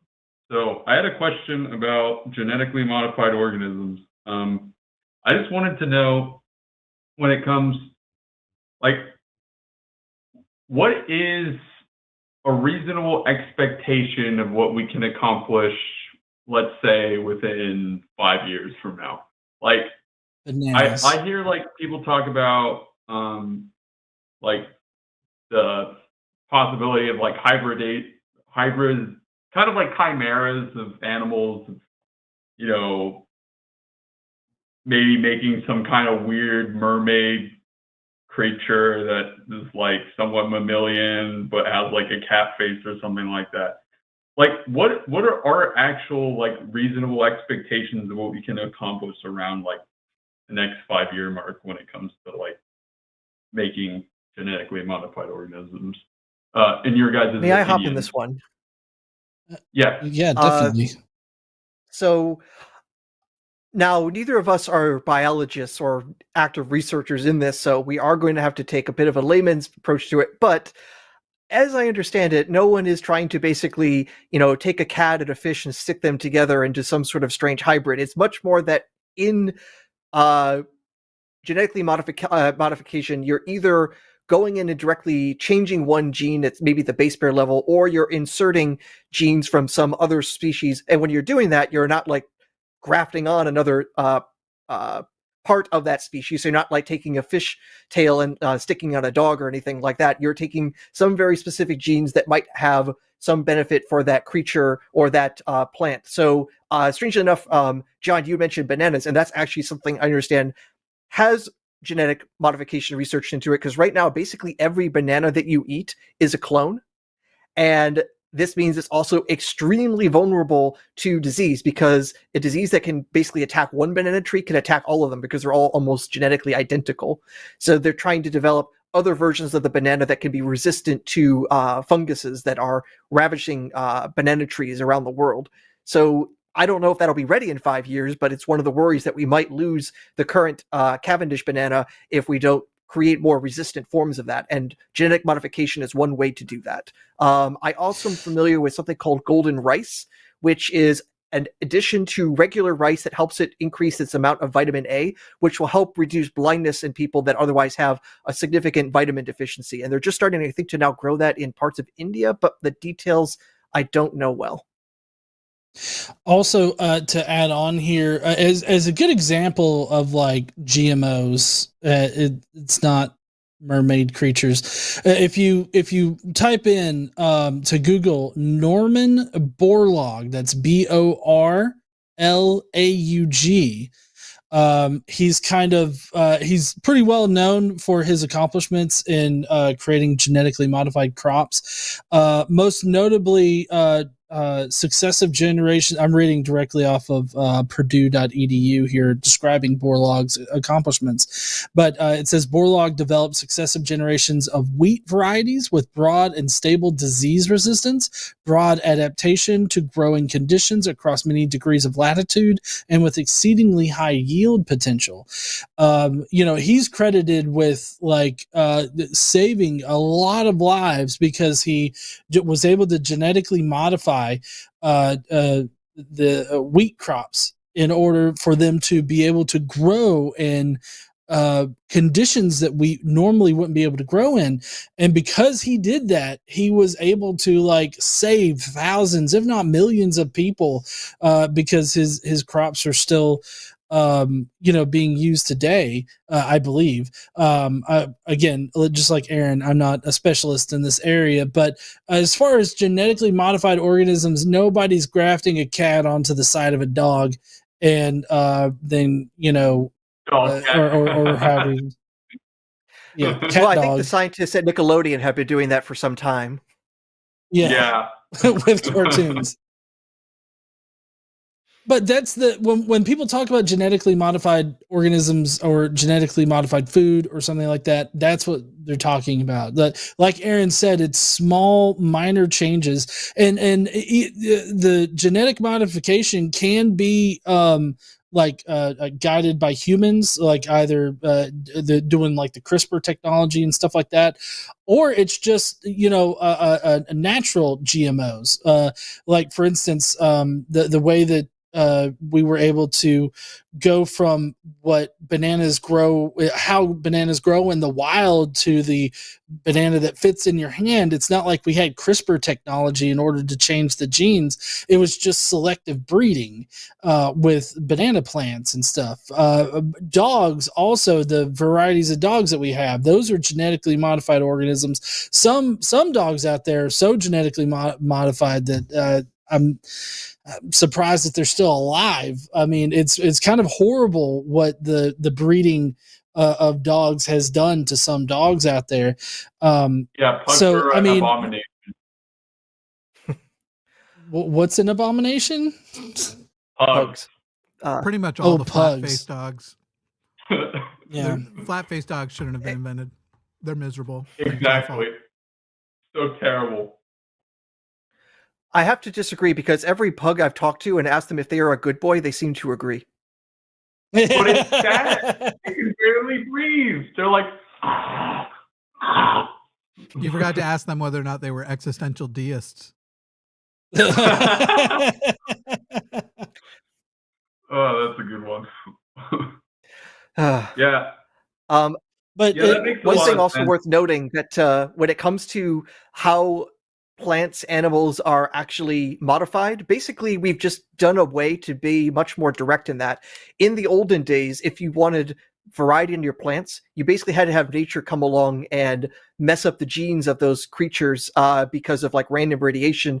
And if you wanted the process to go faster, one thing that has been done in the past is literally take some radioactive substance, put it next to the plant or animal, and increase its mutation rate to increase the variety of different offspring it can have.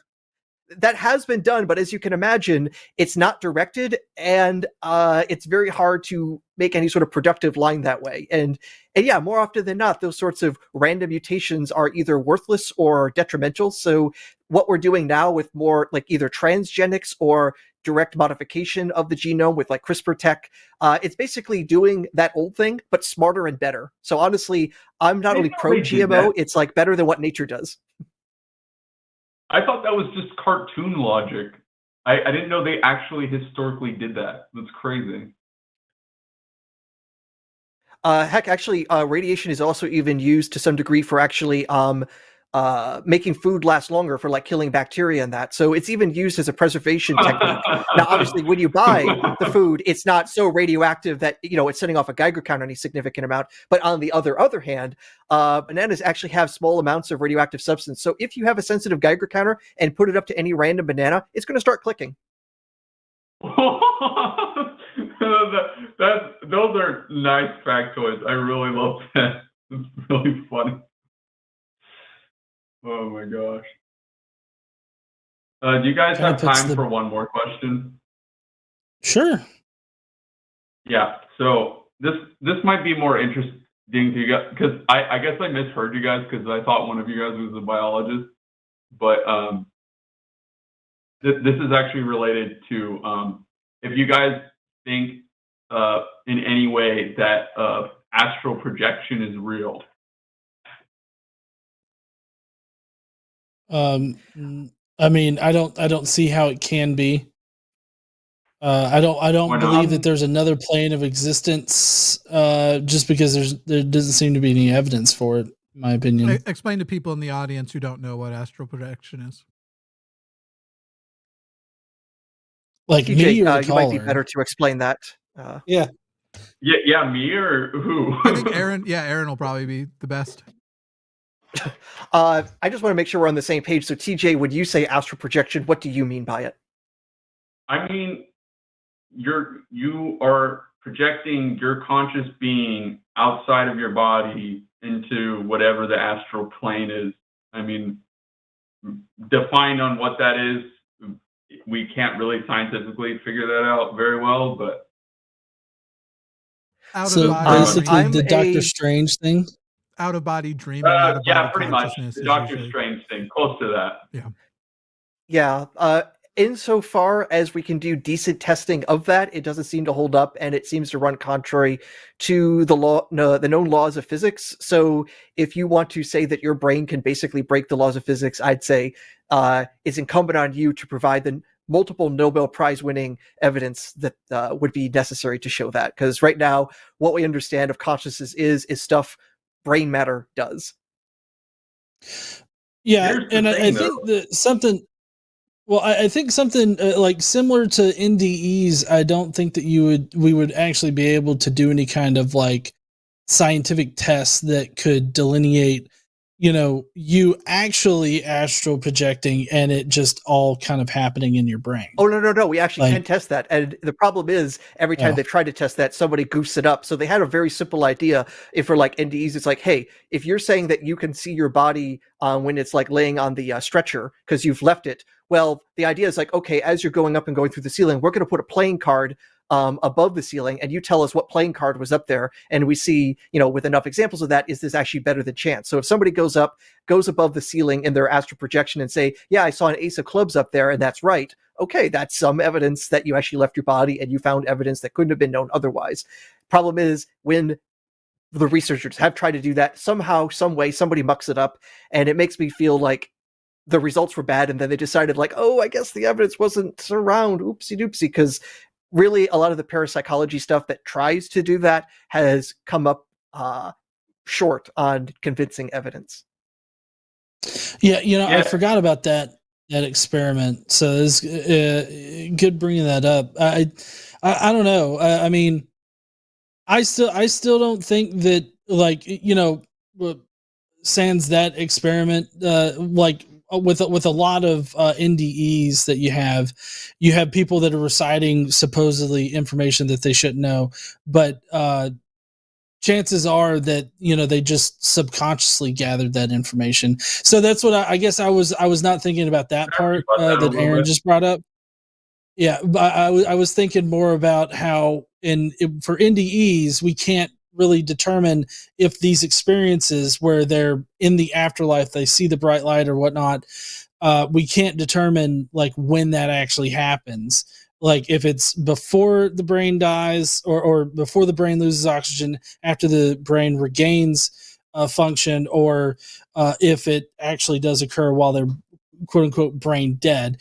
That's highly unlikely, but we still don't know exactly when those occur, and there's no real good method for determining like when those experiences are had. Yeah, and that makes sense. But could I rebut a little bit from earlier? Sure. What I wanted to say, like, here's the thing, though. It's like, if, for example, I know this is not a claim that you could prove, but let's say in the case that reality is actually somewhat controlled subjectively, meaning like there is kind of like an overall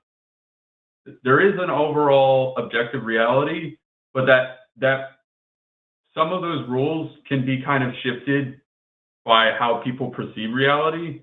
I mean, it's kind of an substantiated claim, but let's say that it does end up having to be the case, because there's like some things that are kind of complicated in quantum mechanics that are tough to see how they can affect reality. So like, let's say that as a case, physicist, right? I'm going to tell you that the vast majority of people saying quantum-y stuff don't know what the fuck they're talking about.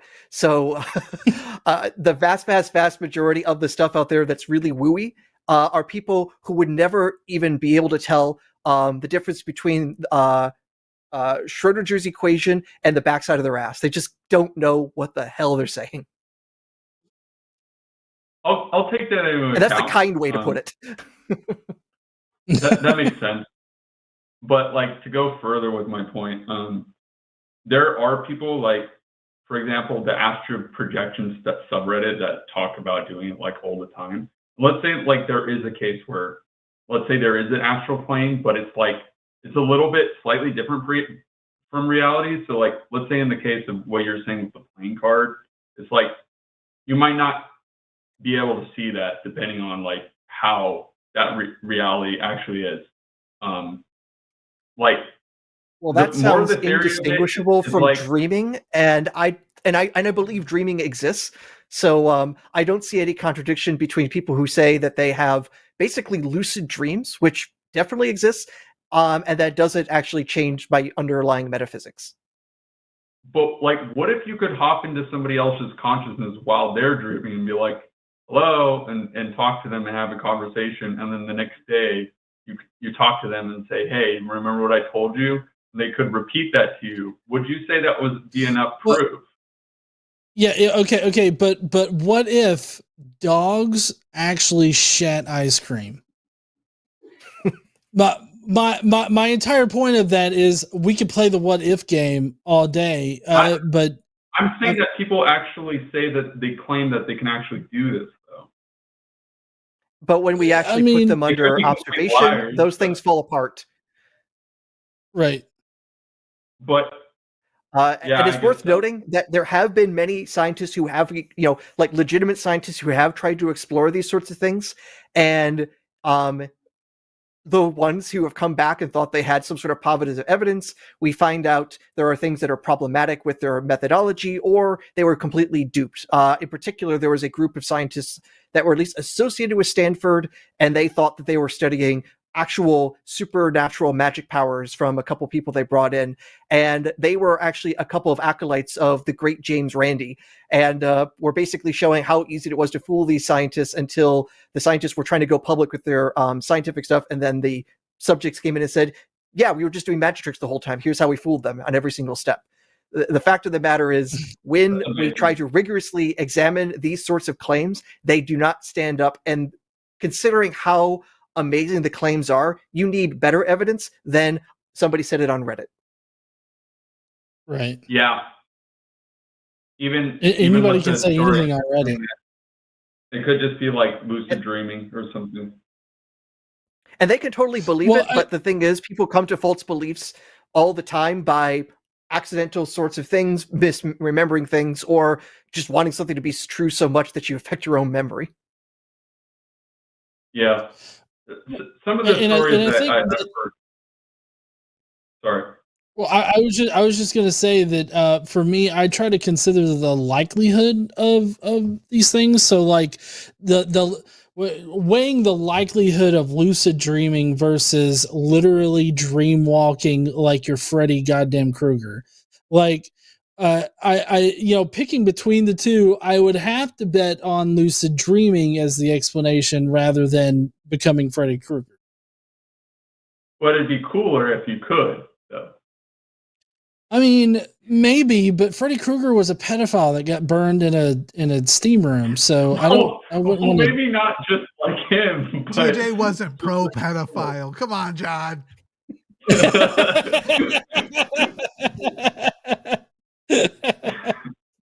No, I mean, I get what you're saying. I get what you're saying. It would be cool if you could dream walk, maybe. Don't come into my dreams because it's always on top of 500-foot floor buildings and you don't have any kind of harness. So it can be scary. But, it would be cool. And that sounds like a cool start for a cool idea for a movie. But I don't, I would have to hedge my bets on lucid dreaming every time until better evidence is presented. May I offer a final suggestion for TJ? Sure. TJ, invest in virtual reality.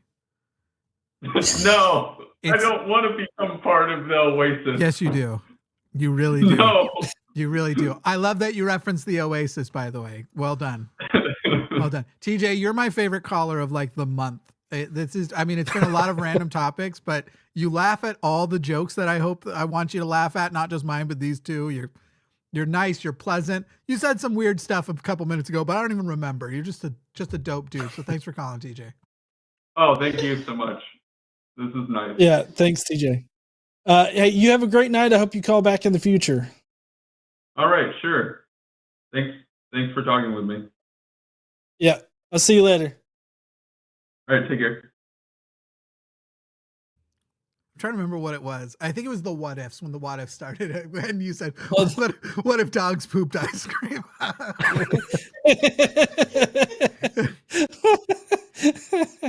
Oh man. Well, how do we know they don't? Have you checked? I Have you mean, tried it? no. Look, Even I if had it's a 1 in a dog million for- chance, one of those poos might just be. Gotta check Right, every one. Every one. How much ice cream do you feed your dog?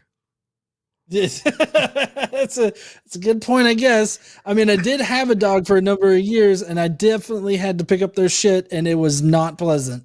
So, anyways, so that's going to be the end of our show tonight. We do have super chats to go through. So if you don't want to sell the channel to Mark earlier for his insane rants, then you need to send in a super chat, $5 or more. We'll be reading them out here. But before we go to the super chats that we already got, I want to thank the mods in the chat. Thank you guys so much for keeping us on point in there. And I would also like to thank I'm always bad at pronouncing names. Amargan. Okay, I was going to go that direction with it. Amargan, thank you so much for that, for screening tonight. You've been awesome. Thanks also to Dr. Adair for coming on. Do you want to take a second to plug your stuff one more time? Shill it one more time. Chill it. All right. So yes, again, the new book that I've come out with my co-author Jonathan M.S. Pierce is Aliens and Religion, Where Two Worlds Collide. It's an amazing combination of science, mathematics, theology, philosophy, and the future of humanity. I think it is definitely going to be the most interesting theology book, as in you open it up and you're going to find out it actually is possible to use differential equations for something outside of your math class. I love differential equations. Hey, I have a question, but I don't want us to go in depth yet because I want people to send super chats to see, because I have a feeling that there's a let me just ask Aaron, how strong would you say your feelings and thoughts are on the future of civilization and how it will morph because of artificial intelligence, because of AI? Oh, that is going to depend so much on.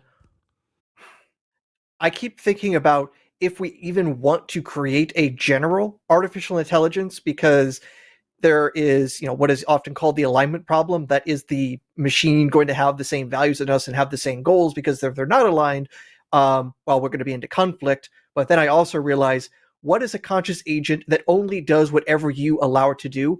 That's a slave. So I don't even know if we want that technology necessarily. So I'm very unsure of where we're going to go. If we even decide to make proper AGI, or we just continue to make better and better non-general artificial intelligences, and I could keep my job as a data scientist for a while. Mm-hmm. For a little while. I have very strong feelings on the matter. But it's funny because a lot of people on this channel think that I am that I hate, that I'm very angry about or dislike, or that I hate AI, because I talk about the negatives that are already emerging and then the negatives that are coming in the future a lot. And I think I'm understood to be alarmist by a lot of these people who don't also recognize that I probably use AI more than anybody you know. I probably experience AI more than anybody. Like, my car drives me, people. This is the it's that shit. Yeah. Well, so I was recently out in Phoenix, and I actually got to see a driverless car. Yeah, these aren't driverless yet. You still have to be ready to take over because it's the beta program, but it's pretty incredible what it can do. It's pretty much perfect on the highways. Yeah. And around town, I would say it's about as good as like a 16-year-old who hasn't taken driver's ed around town. So not great, but enough that we let 16-year-olds on the road around town, but highway, it's perfect. It's better than any human on the highway. Jimmy, I do think I might have a little bit more connection just because my job is literally in creating machine learning models. So because it's my day job, I think I probably interact with AI even a little bit more. Yeah, you're probably the one. I was speaking to the audience who thinks that I hate AI. Okay. Yeah, not to you. Yeah. Though as far as personal interaction goes, social interaction. I have so many robot friends. It's amazing. Anyway, and that's my entire friend group. Robots. What? No, I'm just kidding. That's rude. First of all, John, I don't know for a fact that you're not a robot. You could be an AI program. Well, apparently I just been outed, so I might as well just come out and say beep, boop, boop, beep. Beep, boop, boop, beep, beep, beep. Look, okay, I think that if I was a robot, I'd be smarter. I'm just saying. I mean, in fairness, the other night you did give a title for a poem, and then we had a robot write the poem with that title, and the poem was better. I'm not trying to be mean, but it was real good. Whoa, you didn't even give me a chance to write a poem on "I fucking love you, bitch." Like I didn't even get a chance to give it my best go. Like you don't even know if I could have written it better. Would everyone like to hear robot me read "I fucking love you"? If somebody sends, okay, it's a pretty long poem. If somebody said, if we do at least $100 in super chats in the next 10 minutes, I'll play and let me just give everybody a little preview here. This is robot me reading it. ChatGPT wrote this poem called "I fucking love you, bitch," divided by, in the chaos of this wretched world, a shining star, a heart unfurled, your essence pure, unblemished and bright. I fucking love you, bitch, each day and night. So there's a good 5 more or 4 more, whatever you call them, paragraphs, phrase, what I don't know what they're called, but stanzas. Stanzas. That's the one. All right. Anyway, let's jump on this. I'm gonna mute, but I'll keep sending things through. I gotta handle something over here. Okay. Yeah. So we're gonna be going to the super chats now. We've got a few super chats to read. Be sure to send in all super chats $5 or more if you want to hear more of "I fucking love you, bitch." First up is from the Raven 200 for 1999. Says, "I don't know who this Jeff is, but the line should fire him. He sounds too much like Jimmy." Hey, I'm Jeff, and I don't sound like Jimmy.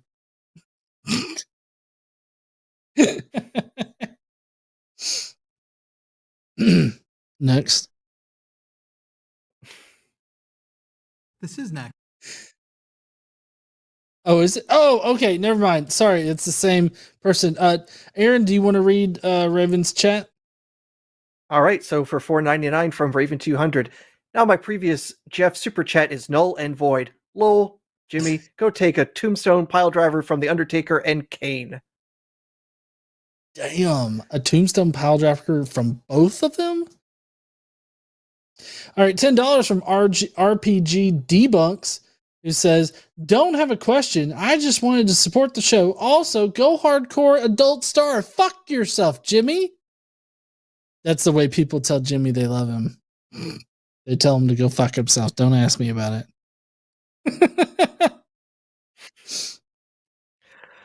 Shall I go again? Yeah.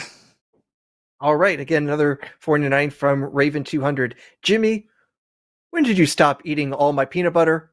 Just asking questions. And when was the last time you decided to go fuck yourself? Just asking questions. That's all we're doing. We're just asking questions out here. Just, one right after another. I mean, I don't mean anything by these questions. It's like why you run over that dog last week. I mean, I'm just asking a question. It looks like the next super chat's our last one. We may in fact have to sell the show to Mark. Low show tonight. Fuck. Low show tonight to pay for the show. That's gonna be a crazy channel from now on. The Mark channel, where he just sort of talks into it. All of his rambling. I'd like to welcome my guest. This is Tom, and then Tom never gets to actually say a word every time he just starts talking over him. Yeah. This is the Mark show. Yep. Don't you mean Marky Mark? That's the one. All right. All right. For $20, Kathleen Moncrief says, "What do you get if you cross a hyena with a watermelon? A hyena watermelon sine theta." Math joke. Sin theta? Yeah, I know it's a math joke. I just don't get it. but Kathleen's the best. So when you take the cross product of two vectors, you take the length of those vectors and you multiply it by sine of the angle between the two vectors.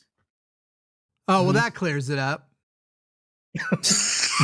And sine is funny enough, this is actually used in machine learning. This is actually used in natural language processing, literally taking words, turning them into numerical vector representations, and then finding the sine or cosine angle difference between them to see how related they are. So unfortunately, this joke is more real than you think. I love it, though. Oh, wow. Kathleen also came to the rescue here to pay for today's show. Oh, wow. Yeah, you go right on ahead, Aaron. Oh, I need to hear the poem, Jimmy. I need it. I'll have it start over.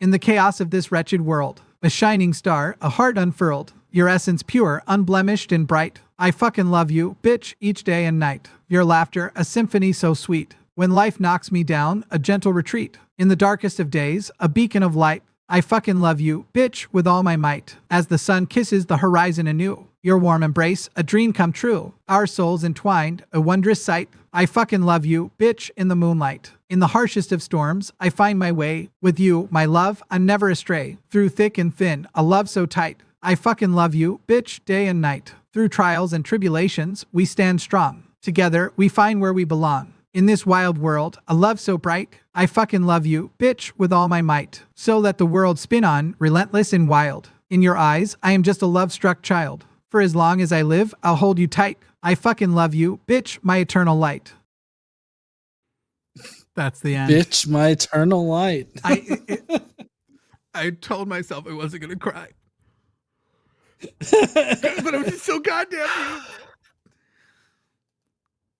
beautiful. It's bizarrely good at creative tasks. This is the funny thing. I've been talking about AI and the future and the danger of AI, especially to the economy and to a capitalistic society that incentivizes giant corporations to save money over everything else. Like I've been talking about this since I was definitely in college, maybe even before then. And all the while when I was talking about it's coming for everyone's job, no one is safe from this in some way or another, mostly directly, but there will be some people whose jobs will be taken away because of indirect consequences. But, and everybody always thought artists, it's not going to come for art. It's not going to come for creative stuff. It's not going to come and it's literally coming for that stuff first. If I may also make a confession, the cover of our book, the cover art was actually generated by DALL-E. Yeah, I used Midjourney on both of the new pieces of merchandise that we released during the show. The merch, those designs are. One of them is entirely AI. Well, okay, I did the tiling for the koala one, and then I did the words. You know, the part that looks the worst. I did the words on the Big Bang one, but Midjourney is responsible for, I spent a good 3 minutes with Midjourney. I didn't like its first 4 options. But so, yeah, it's wild shit. Anyway, there's some more now. Okay. $5 from John Murr. It says, just increasing the value of Mark's upcoming purchase. Go fuck yourself, Jimmy. Thanks. John's trying to inflate the value of the line. See if we can price Mark out of it. That's the way to do it. I also have to stop. Also with the Muir one, are we saying this is actually the resurrected environmentalist John Muir, the person who basically started like national parks in the U.S.? Yeah, I think that's probably who was super chatting. Okay, just making sure. I imagine $1,905 is worth a whole lot more than current $5. So you have to account for inflation. I will say that. Wait, is John Moore dead then? Yes, right? That's a dead person. Very. Okay, cool. Okay. I thought he was like literally friends with Teddy Roosevelt. That's how far in the past you got to go. Okay, well, you know, wow. with the right diet and the polio vaccine, he could still be around. No, I thought you were just talking about somebody famous at first because I was sort of zoned out thinking about being seduced by AI. And we, in the last few months, I have discovered that people I wouldn't have guessed. Oh man, I just can't share. But the biggest surprise was an executive at the top of one of the biggest companies in the world watches our show. I found out, which is kind of crazy. Anyway, and you know, a company that's like destroying us. Anyway, go ahead. I think it's my turn to read this one. So $5 from Alyssa Nguyen. I saw a Tesla with a bumper sticker that said something like, "Student driver, please be patient." Couldn't help but wonder, is it a person or an AI? If there was a person in the driver's seat, I guess it would be a person. But I mean, the one that I saw, that was a driverless car, didn't have anybody in the car at all. Yeah, and it was a Jaguar car, and it probably had a bunch of machinery attached to it, right? Because it was probably relying on LiDAR for mapping. Yeah, well, I mean, yeah, it definitely had sensors on all four corners and everything. So, but I mean, they were stylish sensors. Like, Sure. I mean, you know. Sure. It was a Jag. There's a few different technologies. Tesla, which is what I have, is trying to do the vision-based one where everything is assessed by cameras. Then you've got WeGo, I think it's called, which I think is, what was the one called that you saw? You said it was out in Phoenix, right? Yeah, it was out in Phoenix. I don't know what company it was. It was a Jaguar car. Yeah. That was it. I mean, there's a few, but yeah, the LiDAR technologies, the biggest thing is that they're bulky and you can see things physically spinning, and then they don't do so great in other environments like rain and stuff like that. So there's still some challenges to overcome, but on a clear day, actually, I think overcast is actually better than a clear day, but anyway, they all work pretty impressively so far. Yeah. That's not an endorsement of Elon Musk.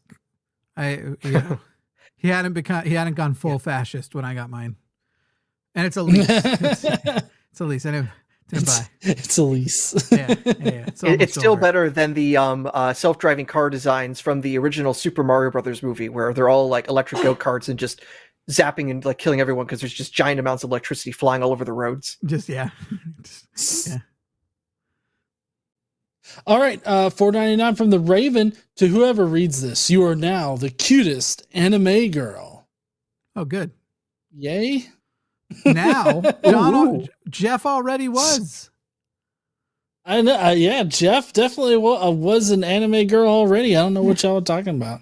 Keep Jeff's name out your mouth, Raven.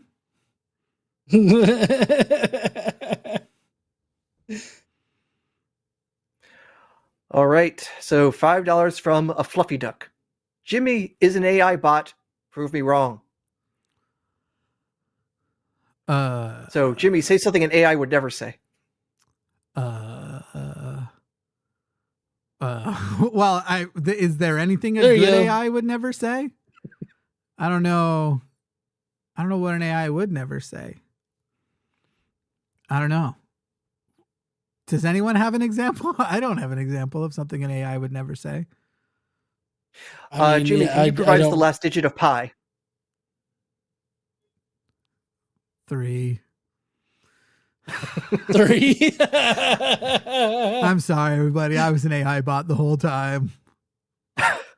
Actually, no, you just proved otherwise, because from the original Star Trek series, Spock actually used that sort of question to actually defeat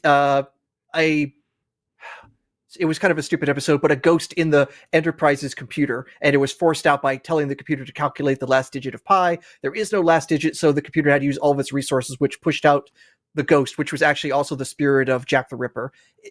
It was kind of a stupid episode, but endearing. Now is the idea that we have that there is no end to pi, that's a conjecture, correct? No, that's a mathematically proven point.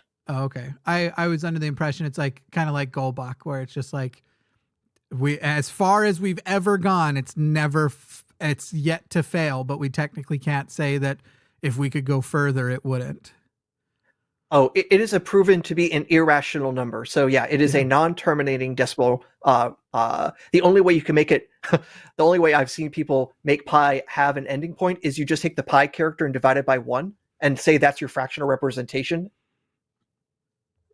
And that just pi with pi slash 1. So it looks like the fraction. And so it's like, oh, see, now it's a nice finite fraction. It's not forever going on. It's what we would call being a jackass, but that's the one way you could get around it. Gotcha. Did I? Oh, I didn't send it. Sorry. Excuse me. Suggestion over here. It's okay.